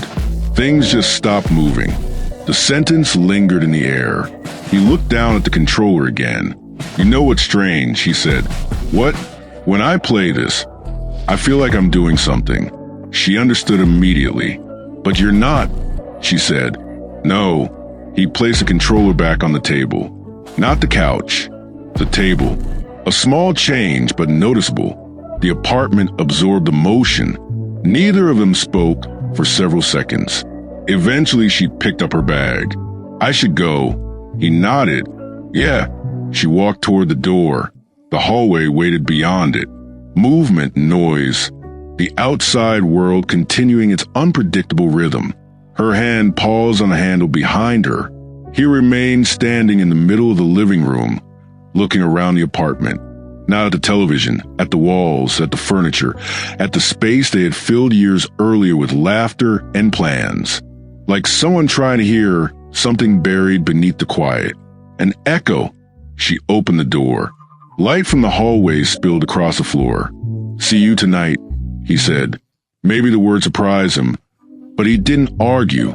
She stepped into the hallway. The door closed behind her, inside the apartment. He remained standing in the center of the room, listening for a moment. He almost expected to hear the controller clicking again, but the apartment stayed quiet. And in that silence, the echo of the life they once lived there became impossible to ignore. Chapter 17. The outside. The city moved differently than the apartment. Inside the apartment, everything repeated. Morning, work, evening. The couch, the television, the controller level restart. Outside the building, nothing repeated exactly the same way twice. She noticed a difference immediately after leaving that morning. Cold air touched her face as she stepped onto the sidewalk. Cars passing uneven patterns. A bus roared past the intersection, its brakes squealing sharply. People moved everywhere. Fast, slow, purposeful, lost. The randomness felt alive. For months, she had walked through the city without really seeing it. Her mind had remained inside the apartment, inside the loop. Today, something felt different. She watched people more carefully. A man speaking loudly into his phone while crossing the street. Two students laughing outside a cafe. A woman running toward a bus that had already begun pulling away. Movement everywhere. Unpredictable movement. Her chest felt lighter. Not happier, just less compressed. The office greeted her with its usual chaos. Phones ringing, conversations overlapping. Someone arguing quietly near the printer. Ordinary noise. She sat at her desk and opened her computer. For the first time in weeks, She noticed something. Work felt easier than home. At work, every action produced a response. Send an email, receive an answer, complete a task, move to the next one. Progress, even small progress. Inside the apartment, nothing. Move forward, only repetition. The realization followed her throughout the morning. By lunchtime, she found herself walking farther than usual past a restaurant she normally visited, past a coffee shop where she sometimes met Anna. She didn't stop until she reached a small park 3 blocks away. The benches were mostly empty. A few people sat scattered beneath leafless trees. She chose a bench near the edge of the path. The cold would press through her coat for several minutes. She simply watched people pass: joggers, office workers, a man walking, a dog that pulled eagerly against a leash. Movement everywhere. Her phone vibrated inside her pocket. She'd need to look. She already knew who it was. Still, she checked. "What time are you coming home?" The message appeared exactly as expected. No greeting. No question about her day. Just a routine continuing. She stared at the screen for a long moment. Then something inside her shifted slightly. Not rebellion, choice. She placed the phone back in her pocket without answering. The silence that followed felt strange, almost powerful. For the first time, she allowed the question to exist without responding to it. The city continued moving around. Her leaves rustled across the path. A cyclist passed behind the bench. Life did not pause, waiting for her reply. Across town, the apartment remained exactly where she left the couch, the television, the quiet blue glow filling the room. He sat there longer than usual that afternoon. The controller rested in his hands, but the game had stopped. The screen showed a pause. Menu. He stared at it without moving. Her message hadn't arrived. Normally, she answered quickly, within minutes, sometimes seconds. Today, the phone remained silent. He checked again. Still nothing. The apartment felt unusually still. The quiet stretched across the room. Finally, he stood, walked to the kitchen, opened the refrigerator, closed it again. Nothing had changed, but the silence inside the apartment felt different now. Less predictable, less certain. He looked toward the front door, half expecting to hear the lock turn.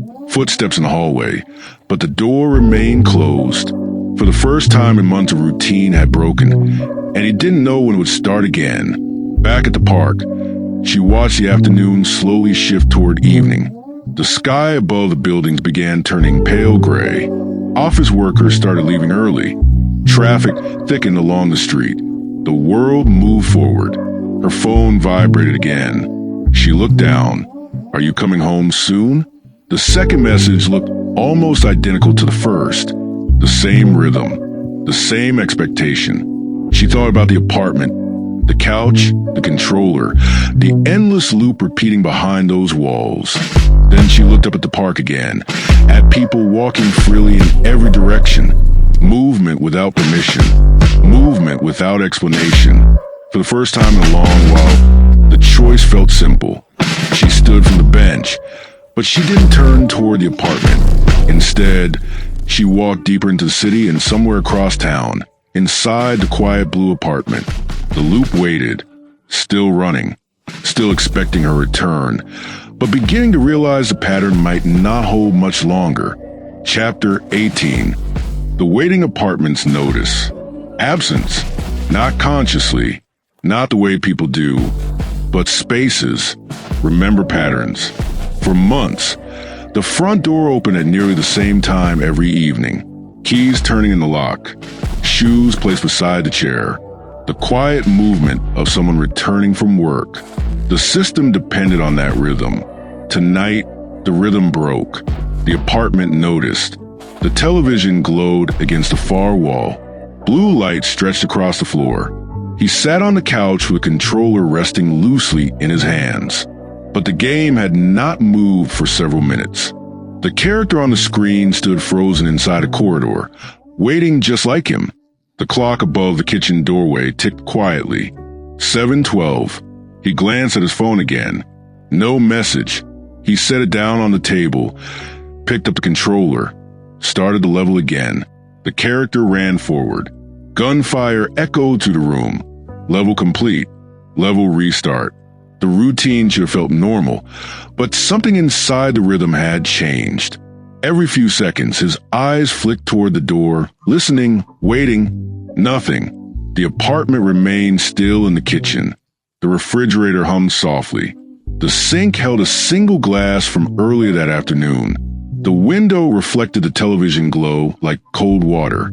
He restarted the level again. Click, but the concentration wasn't there. His thumbs moved automatically. His mind remained fixed on the silence near the door. Normally she would have answered the message. Normally she would have returned by now. Normally the apartment would have resumed its evening routine dinner. Brief conversation, dishes, television, sleep, the loop. Instead, the apartment held a different kind of quiet, uncertain, like a machine waiting for a missing component. The level failed. The screen flash read level failed. The character disappeared. Restart. He didn't press the button immediately. The controller rested in his hands. He looked around the room slowly. The couch, the table, the empty chair where she usually dropped her bag. Everything looked familiar, but the familiarity felt thin, temporary, as if the objects themselves were unsure whether the routine would return. He stood, walked toward the kitchen, opened the refrigerator, closed it again. The motion had no purpose, just movement. The clock ticked again. 7:34. His phone buzzed. Suddenly, the sound startled him. He grabbed it immediately, but the message wasn't from her. Spam a delivery notification for something he hadn't ordered. He stared at the screen, then placed the phone back on the table. The apartment felt larger than usual, or maybe emptier. He walked toward the window, looked down at the street. Cars passed. People moved along the sidewalk. Life continued outside the building. Unpredictable, uncontrolled. Inside the apartment, everything depended on repetition, and repetition had failed. Tonight, for the first time in months, he didn't know when the door would open or if it would. The realization unsettled him more than he expected. He returned slowly to the couch, sat down, picked up controller again. The level restarted. The character ran forward level, complete restart. The rhythm resumed, but the apartment had already changed because waiting is a dangerous moment inside a system. Waiting creates space. Space creates questions, and questions rarely leave routines intact. He looked at the door again, still closed. The blue light from the television continued washing across the room. The game repeated its endless level, but something inside the apartment had begun shifting. The loop was still running, yet the machine had started to notice. One of its parts might not return. Chapter 19, The Simulation. He didn't start playing the game because he loved it. That was the explanation people assumed. The truth was simpler. The game obeyed rules. Life no longer did. The first week after losing his job felt temporary, like an unexpected vacation. Emails would come. Calls would return. Someone would recognize a mistake. People like him didn't stay unemployed long. That was the story he told himself. The second week introduced doubt. Applications sent no responses. Recruiters promising to call back. Silence. The apartment still felt normal then. Even hopeful, he woke early, made coffee, opened his laptop, searched job listings, prepared resumes every morning, carried a feeling that progress might appear before noon. It didn't. By the third week, something shifted. Days began stretching. Longer hours slowed. Applications disappeared into the same invisible space where unanswered messages lived. The city outside moved normally. Inside the apartment, time behaved differently. Afternoons became heavy. Quiet. Too quiet. The television filled the silence first. News. Random shows, anything to prevent the apartment from sounding empty. Eventually the game appeared. At first it was just a distraction. 30 minutes. An hour. something to pass the time between applications. But the game offered something the outside world didn't. Immediate response. Press a button. Something happens. Move forward. Complete a level restart. Failure lasted seconds. Try again. Life outside the screen did not behave that way in life. Failure stretched. Days, weeks, months. Inside the game, progress felt measurable, visible, achievable. Every level had a clear objective. Every objective had a path. Every mistake had a restart. The clarity became comforting. Gradually, the game expanded. 30 minutes became 2 hours. 2 hours became afternoons. Afternoons blended into evenings. Then one day he noticed something strange. He had stopped checking job listings. The moment arrived quietly. No decision, no conscious choice. The habit simply faded. Looking for work had begun to feel like standing outside a locked door. The game felt like walking through open hallways. Inside the apartment, the television glow replaced daylight. Blue light covering the walls, filling the room. He told himself it was temporary, just until things stabilized, just until motivation returned, just until the right opportunity appeared. Temporary. The word echoed from another time, back when they first moved into the apartment, back when the future felt like something waiting ahead. Now the future had stopped appearing in conversations. He noticed that change slowly. At first she asked about interviews, applications, opportunities. Later, the questions became less frequent. Eventually, they stopped entirely. The silence felt easier. Silence meant he didn't have to explain the empty days. Didn't have to describe the feeling growing quietly inside him. The feeling that the world outside the apartment had continued moving and he hadn't. The game solved that problem. Inside, the game movement never stopped. Levels completed. Enemies defeated. Progress measured. Every restart looked identical. Safe. Predictable. Control returned. But the control came with a cost. While he moved inside the game, the rest of life slowly stopped moving around him. He noticed a difference first in her schedule. She stayed late at work, went out more often, dinner with friends, drinks after meetings. At first, he told himself it was temporary. Just stress, just work, just life. But every evening she returns. Slightly different, more distant, more tired. Eventually, the apartment began to feel like two separate rooms. Her world, his world connected by a hallway. Neither of them wanted to cross. The night she said she wasn't in love with him anymore did not surprise him. The sentence simply confirmed something he had already felt. The loop had been visible long before she spoke the words. But loops can feel safe inside repetition. Nothing unexpected happens. No sudden collapse. No new failure. Just the same familiar pattern. Restart, restart, restart. Until tonight. Tonight, the pattern broke. She didn't come home. He stared at the frozen character on the television screen, controller resting in his hands. The level waited for input. The hallway inside the game stretched forward endlessly. Enemies. Waiting. Objectives. Waiting. Movement. Waiting. He understood something now. The game never trapped him. The apartment did. And the apartment only worked as long as two people stayed inside the same routine. Tonight, one of them had stepped outside it. And for the first time, he didn't know how to restart the level. Chapter 20. The return night had already sailed across the city when she finally turned toward the apartment. Not because she wanted to return, because eventually every path through the evening bends back toward where you live. Street lights reflected across wet pavement. A cold wind moved between the buildings, carrying the faint smell of rain and car exhaust. She walked slowly, not delaying, just thinking. The park, the long streets, the hours spent moving through spaces where no one asked questions. All of it had created a strange sensation.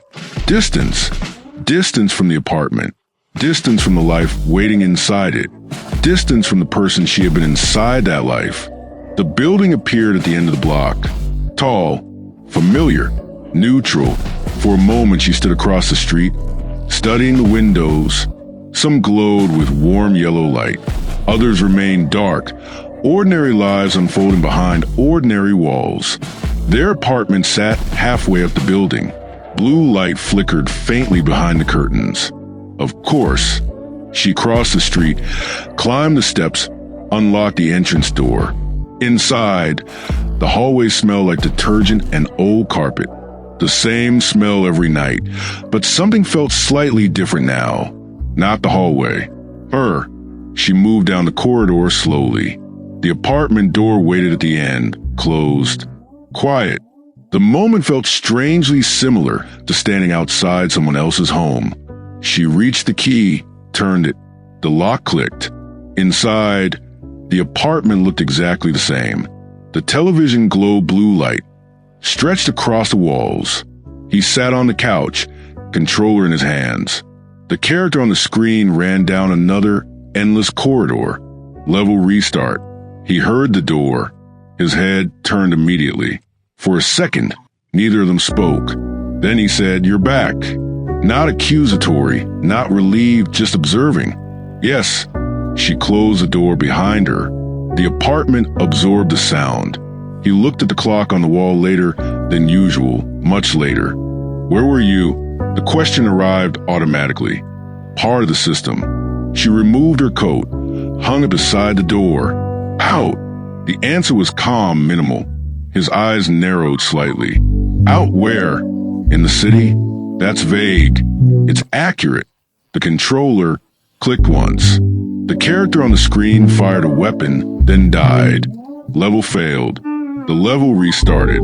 He watched her now instead of the game. You didn't answer my messages. I know why. She stepped into the living room, set her bag on the chair. Because I didn't want to. The sentence hung quietly between them for a moment. The game music filled the silence. Then he paused the screen. The character froze in place. You didn't want to know. He leaned forward slightly. That's new. Yes. Why? She looked around the apartment. The couch, the table, the empty cans. The familiar glow covering everything like artificial moonlight. Then she answered. Simply, because I don't think I owe constant explanations anymore. The sentence landed softly, but its meaning shifted the air in the room. He studied her face, searching. What changed tonight? She thought about the park, the streets, the hours spent outside the loop. Perspective, she said. He leaned back slowly. The controller rested loosely in his hands again. Neither of them spoke. For the first time in months.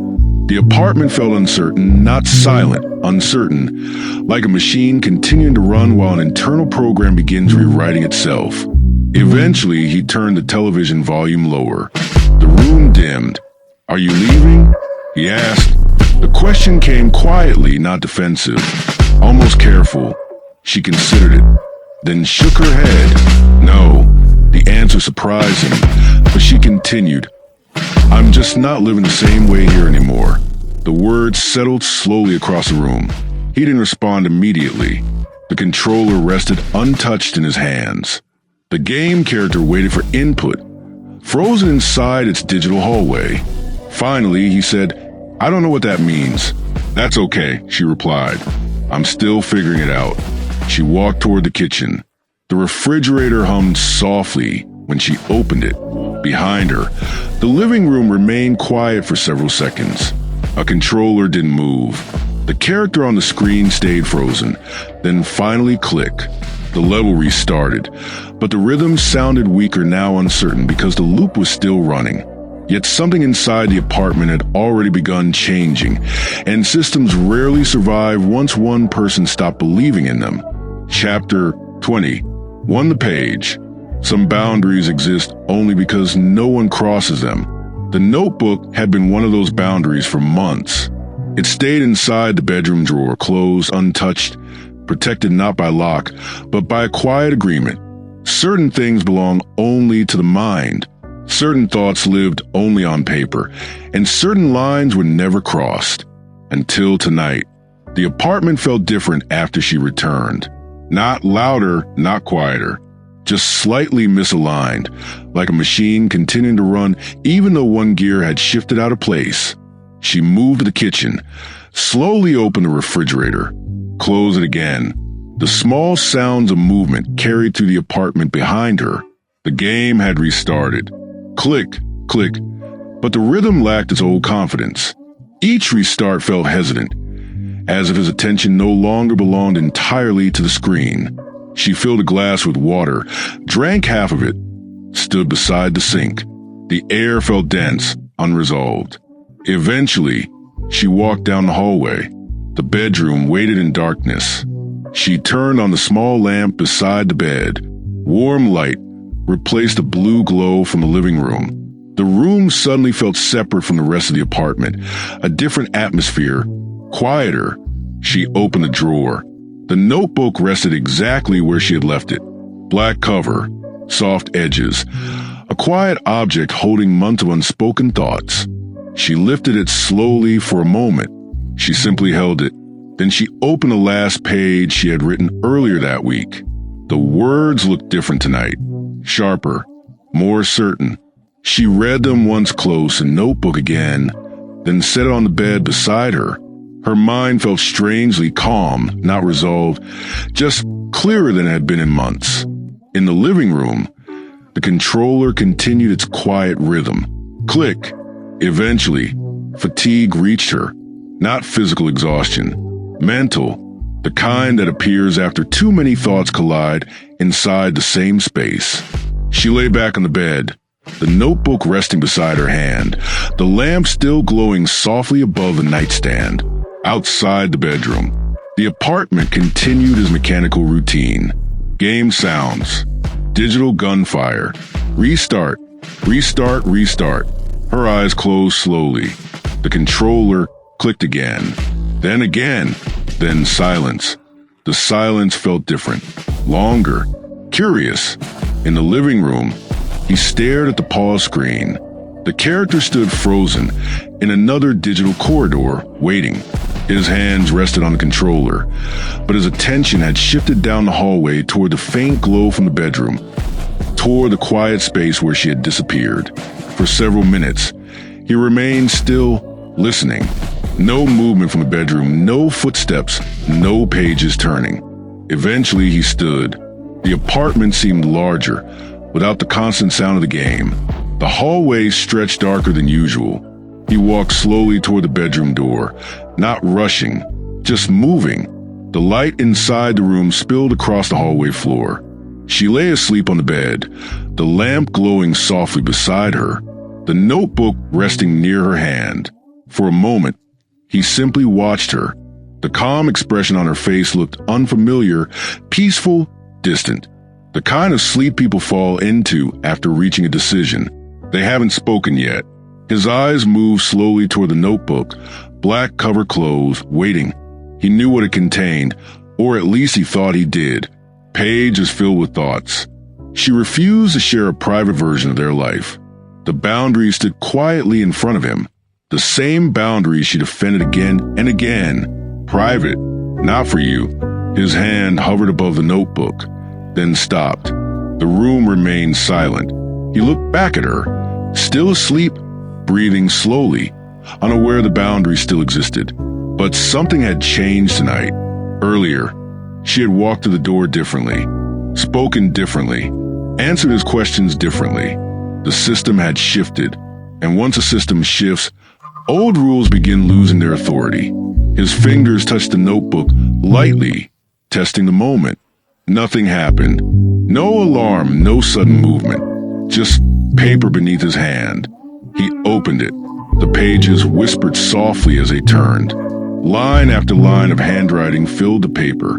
Observations, fragments, memories, sentences about the apartment, about the loop, about him. His eyes moved faster, reading pieces, understanding more than he expected.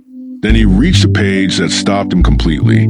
Descendant sat alone in the center of the paper. Clear, unmistakable. I think I stopped loving him months ago. The words pressed into his mind like cold metal. The room seemed smaller, suddenly quieter. He stared at the sentence again, as if the ink might rearrange itself into something less final, but the words remained unchanged. Behind him, the apartment stayed silent. The television still glowed in the living room. The pause game character waited endlessly for input, and for the first time since the loop began, he realized the level might already be over. Chapter 20, To the Silence. After reading, some discoveries do not explode. They settle quietly like dust after something heavy falls. He stood beside the bed with the notebook open in his hands. The sentence remained on the page. Clear, unmistakable. I think I stopped loving him months ago. For several seconds. He did not move, not because he doubted the words, because his mind had not yet decided where it placed them. Inside the room, she continued sleeping, her breathing slow, steady, unaware. The lamp on the nightstand cast a small circle of light across the mattress. Inside that quiet circle of truth existed now written permanent. He read the sentence again. The words did not change. Ink does not soften when someone wishes it would.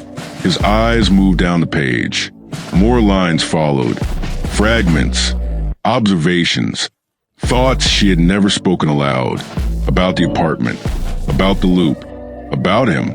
He did not read everything. Not yet. The first sentence had already done enough.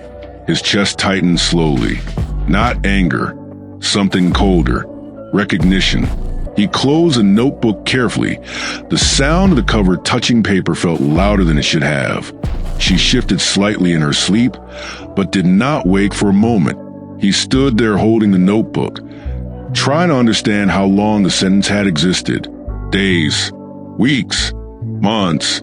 The thought created a strange sensation, as if time inside the apartment had split into two separate versions. One version where they lived together, cooked dinner, shared the same bed, repeated the same routine, and another version hidden inside these pages where the relationship had already ended. He placed a notebook exactly where he found it beside her hand. The boundary restored, but not really. Once a boundary has been crossed, returning it to its original place does not erase the crossing. He stepped back quietly, walked out of the bedroom. The hallway looked darker now. The blue light from the living room spilled across the walls again. He returned to the couch. The television still displayed the pause game. The character waited in the middle of the digital corridor, frozen, waiting for input. He sat slowly. The controller rested on the table. He picked it up. His thumbs moved automatically. The game resumed. The character began running, turning corners, firing at enemies, completing the level. Level complete. Level restart. The loop resumed, but something inside him had changed. Now, he could see the system from outside it. The game. The apartment. The routine repeating every day. All of it suddenly looked fragile. The controller clicked again. Click. But his attention kept drifting back toward the hallway, toward the bedroom, toward the notebook, toward the sentence, now living somewhere inside his mind. I think I stopped loving him months ago. The thought replayed itself slowly. Months ago, not tonight, not recently. Months, which meant something else. While he had been sitting on this couch, while he had been restarting levels, while he had been trying to keep the apartment stable, the relationship had already been disappearing quietly, page by page. He leaned back against the couch. The television glow filled the room for the first time since the game had entered the apartment. He stopped seeing it as progress. It looked like rehearsal. Endless practice for a life that wasn't actually moving. The character died again. Level failed. The restart prompt appeared. He stared at the screen, then lowered controller slightly. From the bedroom came the faint sound of her shifting in the bed. Still asleep, still unaware. He understood something now. Tomorrow morning would look ordinary. Coffee, silence, routine. But the apartment had already crossed a line that could not be uncrossed because knowledge changes structure.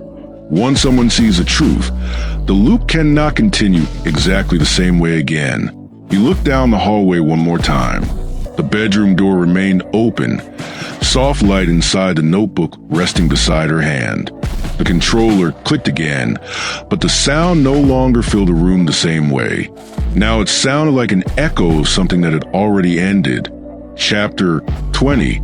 3 of the archive secrets behave differently once they are discovered before discovery. They belong to the person hiding them. After discovery, they belong to the person who knows the apartment slept. Darkness filled most of the rooms. Only the faint glow of the television remained in the living room, flickering quietly across the walls. He sat on the couch long after the game stopped moving. The controller rested on the table now. The screen displayed the menu. Silent, still, his attention remained fixed on the hallway, toward the bedroom, toward the drawer where the notebook waited. The sentence continued repeating in his mind. I think I stopped loving him months ago. Months. Not tonight, not yesterday. Months. That detail refused to settle. Eventually he stood. The movement felt deliberate, measured, like someone crossing a boundary already crossed once before. The hallway stretched dimly in front of him. The bedroom door remained open inside. The lamp had turned off sometime during the night. Only faint streetlight filtered through the curtains. She still slept, facing the wall, breathing slowly, the same posture she held most nights. He walked to the nightstand, opened the drawer carefully. The notebook waited exactly where he remembered. He lifted it. The pages felt heavier than they should have.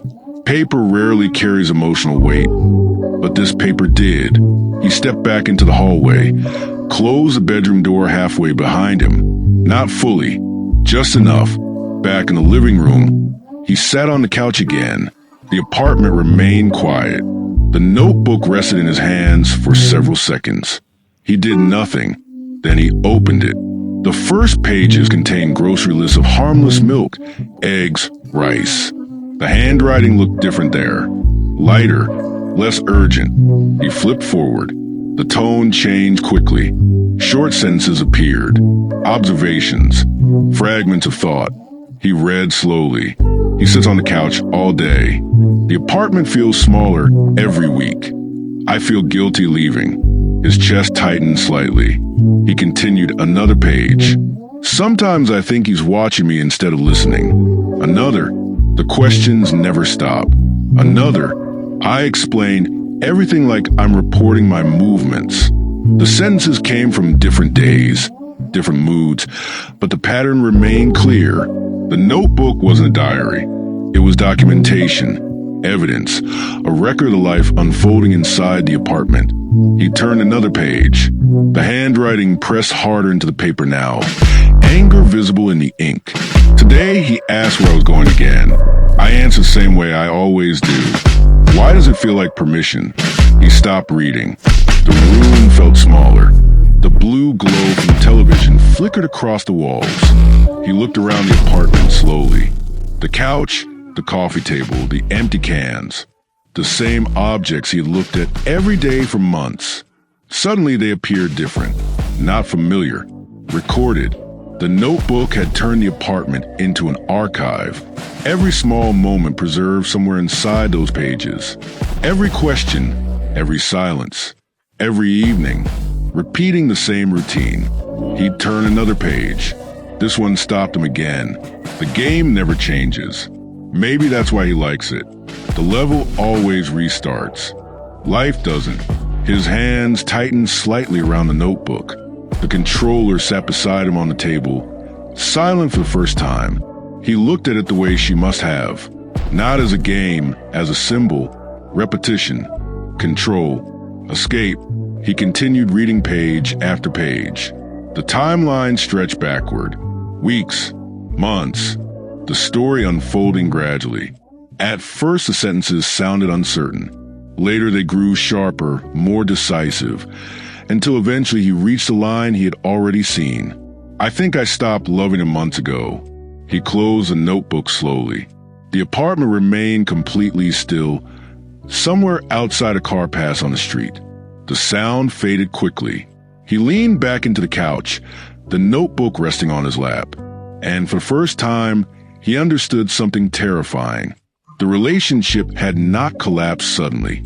It had been disappearing quietly the entire time. And the only person who truly saw it happening had been writing it down. Chapter 20. 4. The Observation. Morning arrived quietly. Gray light filtered through the curtains. The apartment looked exactly the same as it did every morning. The couch, the coffee table, the television screen. Dark now. Nothing appeared different, but systems rarely collapse through visible changes. The real shifts happen inside behavior. She woke slowly for several seconds. She remained still, listening to the apartment. The refrigerator hummed faintly in the kitchen. Traffic moved outside on the street. Normal sounds. Then something unfamiliar registered. The living room was quiet. No television, no controller, no electronic music leaking through the hallway. Her eyes opened. That detail felt strange immediately. For months, the game had already been running by the time she woke. Click every morning. Today there was nothing. She sat up slowly. The bed shifted beneath her weight. Still no sound. She stepped out of the bedroom and walked down the hallway. The living room greeted her with soft daylight instead of blue light. He sat on the couch, not playing, just sitting, looking at the window for a moment. He didn't notice her. Then he turned. Morning. His voice sounded normal to normal. Morning, she replied. Her eyes moved automatically toward the television. The screen remained dark. The controller rested untouched on the table. That alone felt like a structural change. You're not playing, she said. Not right now. The answer came easily. No defensiveness, no irritation. Just calm. She studied him quietly. Something had shifted, not visibly, but the atmosphere around him felt different. Less distracted, more focused. You're up early, he said. So are you? He nodded once. The conversation ended there. Normally, he would have asked where she was going or what she had planned for the day. The questions didn't come. The absence of them felt louder than the questions ever had. She walked into the kitchen, opened a cabinet, prepared coffee behind her. He remained silent, watching something outside the window. Her mind started working immediately. Patterns. Something had changed. The system had shifted again. She poured coffee into a mug, turned slightly. He was watching her now, not casually, carefully. The look lasted only a second before he turned away, but she noticed it. Observation, not curiosity. Observation. The words settled into her thoughts. Did you sleep okay? He asked. Yes. You. Fine. Again the conversation ended quickly. Too quickly. She leaned against the counter and sipped the coffee. Her mind replayed the last several days. The return, the strange evening, the quiet night. Now this. Something in the structure felt unstable. He stood suddenly, walked toward the kitchen. For a moment she expected the usual question, where are you going today? Instead, he opened the refrigerator, looked inside, closed it again. You already ate? She asked. Not yet. Another pause. Then he said something unusual. I was thinking about going out today. Her eyebrows lifted slightly. Out where? Just outside. The vagueness surprised her. You mean looking for work? Maybe. The words sounded tentative but deliberate. She studied him again, trying to measure the change. Okay, she said. Neither of them spoke for several seconds. Then he returned to the living room, sat on the couch again. The controller still rested, untouched on the table. She watched him from the kitchen doorway. Something about the apartment felt different now, like two people studying each other across a chessboard, both aware the game had changed, neither willing to move first. Her mind returned briefly to the bedroom, to the drawer, to the notebook. A sudden thought passed through her. Did he read it? The idea felt unlikely, but the possibility existed now. And once a possibility appears, it cannot disappear again. She looked at him across the room. He stared calmly at the window. but she felt it, the subtle pressure in the air, the silent shift between them. Observation, moving both directions. The loop had not resumed this morning, and both of them knew something inside the apartment was preparing to break. Chapter 20. 5. The confrontation. The tension did not break immediately. It waited. All morning, the apartment remained quiet. No game, no television. Only small movements. Cabinet doors opening. Water running in the sink. Footsteps moving across the floor. Two people sharing the same space while studying each other carefully. By afternoon, the silence had become impossible to ignore. She sat at the kitchen table. The notebook rested in front of her, closed. Her fingers rested lightly on the cover. Across the room, he sat on the couch, not playing, not watching television, just sitting. Eventually she spoke. "You're different today." He didn't deny it. Maybe the answer felt deliberate. Her eyes stayed on him. "You didn't ask where I was going?" "No. You always asked." He nodded slightly. "I know." The calmness unsettled her more than anger would have. She studied his face, tried to read something hidden there. "What changed?" she asked. He didn't answer immediately. Instead, his eyes moved slowly toward the notebook, then back to her. The look lasted only a moment, but it was enough. The air shifted. "You read it," she said. Not a question, a statement. He held her gaze. "Yes." The word landed softly, but its meaning filled the room. Her hand tightened slightly on the notebook. "How much?" "Enough." Silence expanded between them. She looked down at the cover, then back up again. "You weren't supposed to." "I know." "Why did you?" He considered the question carefully. "Because I needed to understand something." "And now you do?" "Yes." Her chest rose slowly with a breath. "What exactly do you think you understand?" He leaned forward slightly. "That the relationship ended a long time ago." The sentence hung quietly in the room. She didn't argue, didn't correct him because both of them already knew it was true. "I wrote those things privately," she said. "I know you cross a boundary." "Yes." The admission came without defense. No justification, just fact. She looked at him for a long moment, then asked a question that had been waiting. "So what happens now?" He glanced briefly around the apartment. The couch, the television, the same room where they had lived for years. "Nothing dramatic," he said. "No fight?" "No." "No yelling?" "No." She studied his face again, searching for anger, for bitterness. Instead, she found something else. Clarity. "You're very calm about this," she said. He nodded once because the notebook showed me something. "What?" "That we were both already gone." The words settled slowly between them. Not cruel, just honest.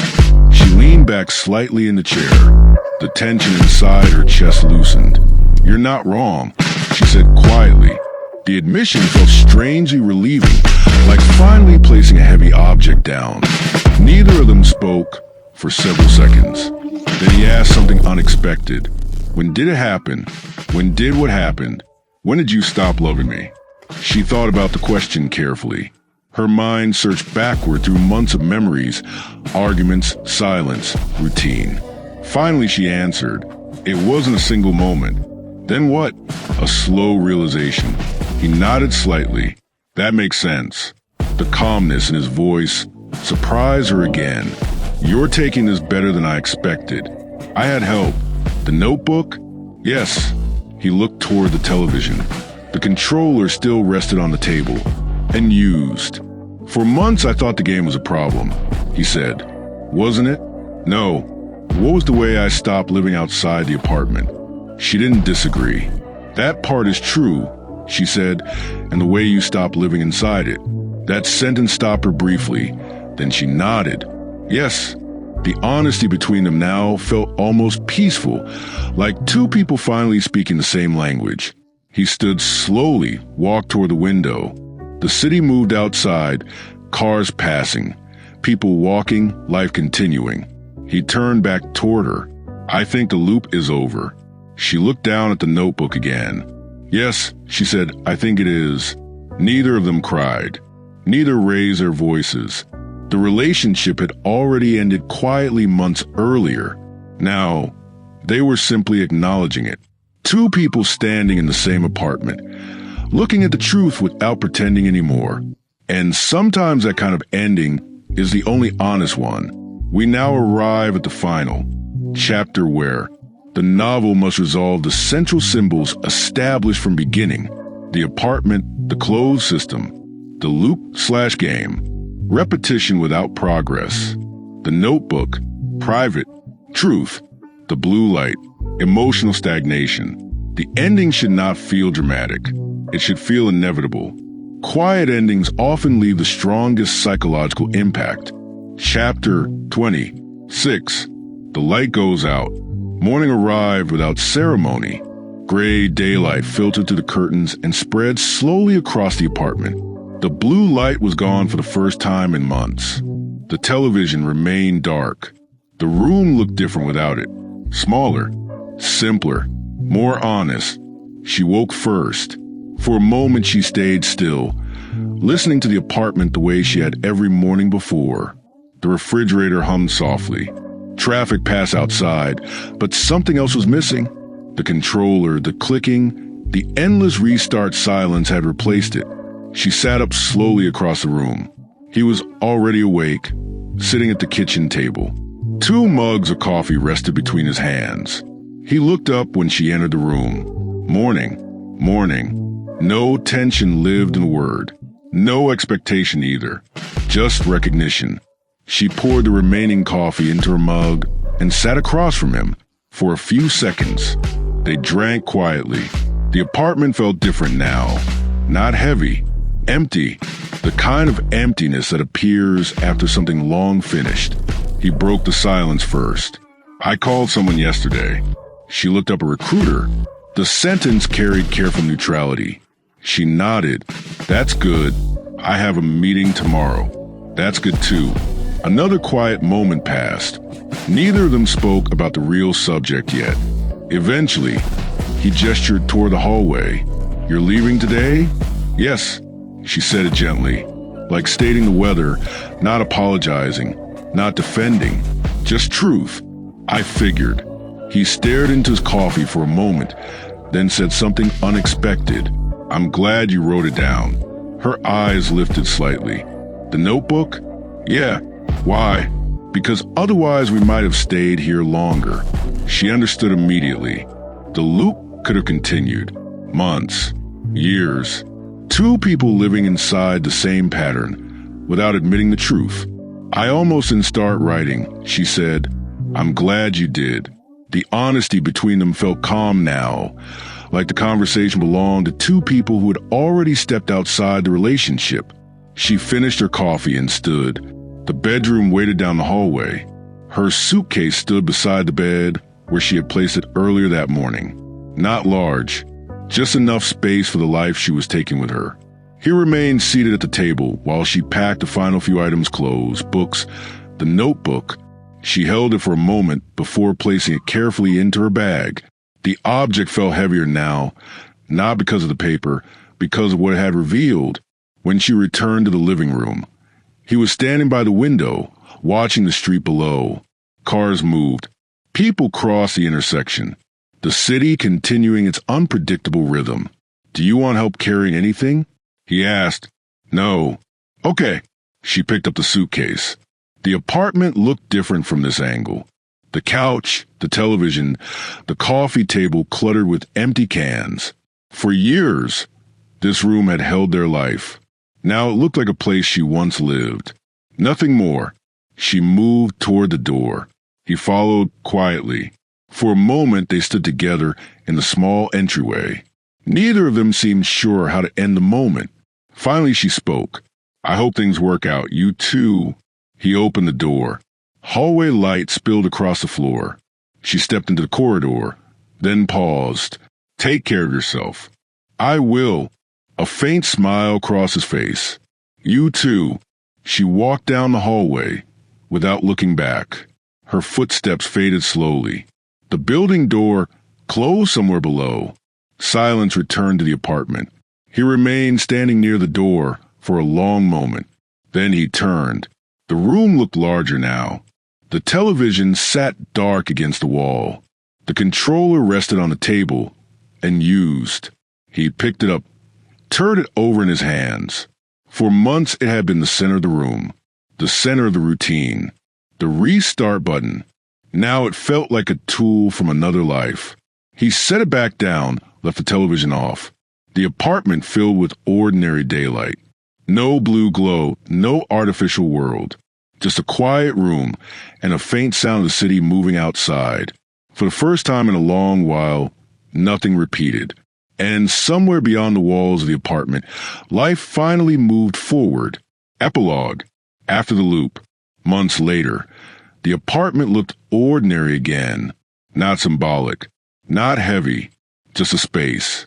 A couch near the wall, a kitchen counter with a single mug resting beside the sink, dust gathering slowly in the corners where no one paid attention anymore.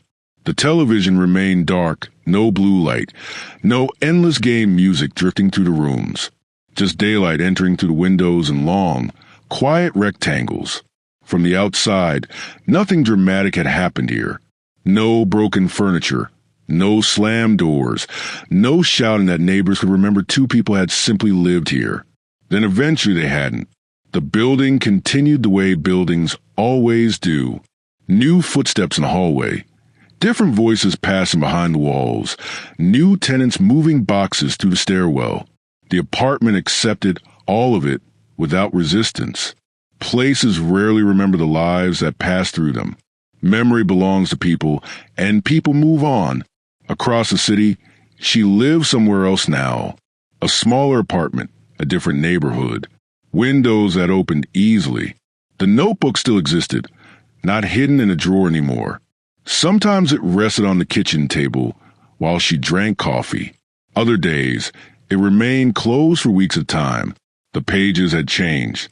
Less documentation, more reflection, less survival, more space. Life outside the old apartment moved unpredictably. Mornings arrived differently each day. Some quiet, some busy. Sometimes you walk home late through streets full of noise and light. Sometimes she sat near the window, reading while rain pressed against the glass. Nothing repeated perfectly. The future had returned to uncertainty. And uncertainty, she discovered, felt lighter than the loop ever had. Across the city, he lived somewhere else to a smaller place. Bare walls, less furniture. The controller sat set inside a drawer most days, not because he forced himself to stop playing, because the urge had faded. Life required attention again. Work, movement, small routines that actually moved forward. Some evenings he still thought about the apartment, not with bitterness, not with regret, more like someone remembering a long winter. A season that lasted longer than expected, but eventually ended. Time carried both of them forward in separate directions. Different streets, different mornings, different lives. The loop did not break with noise. It dissolved quietly, one step outside the pattern at a time, and somewhere far behind him, inside a building where new tenants now lived, an ordinary apartment stood beneath ordinary daylight. The blue light was gone, the game had ended, and the world outside the walls kept moving. The end.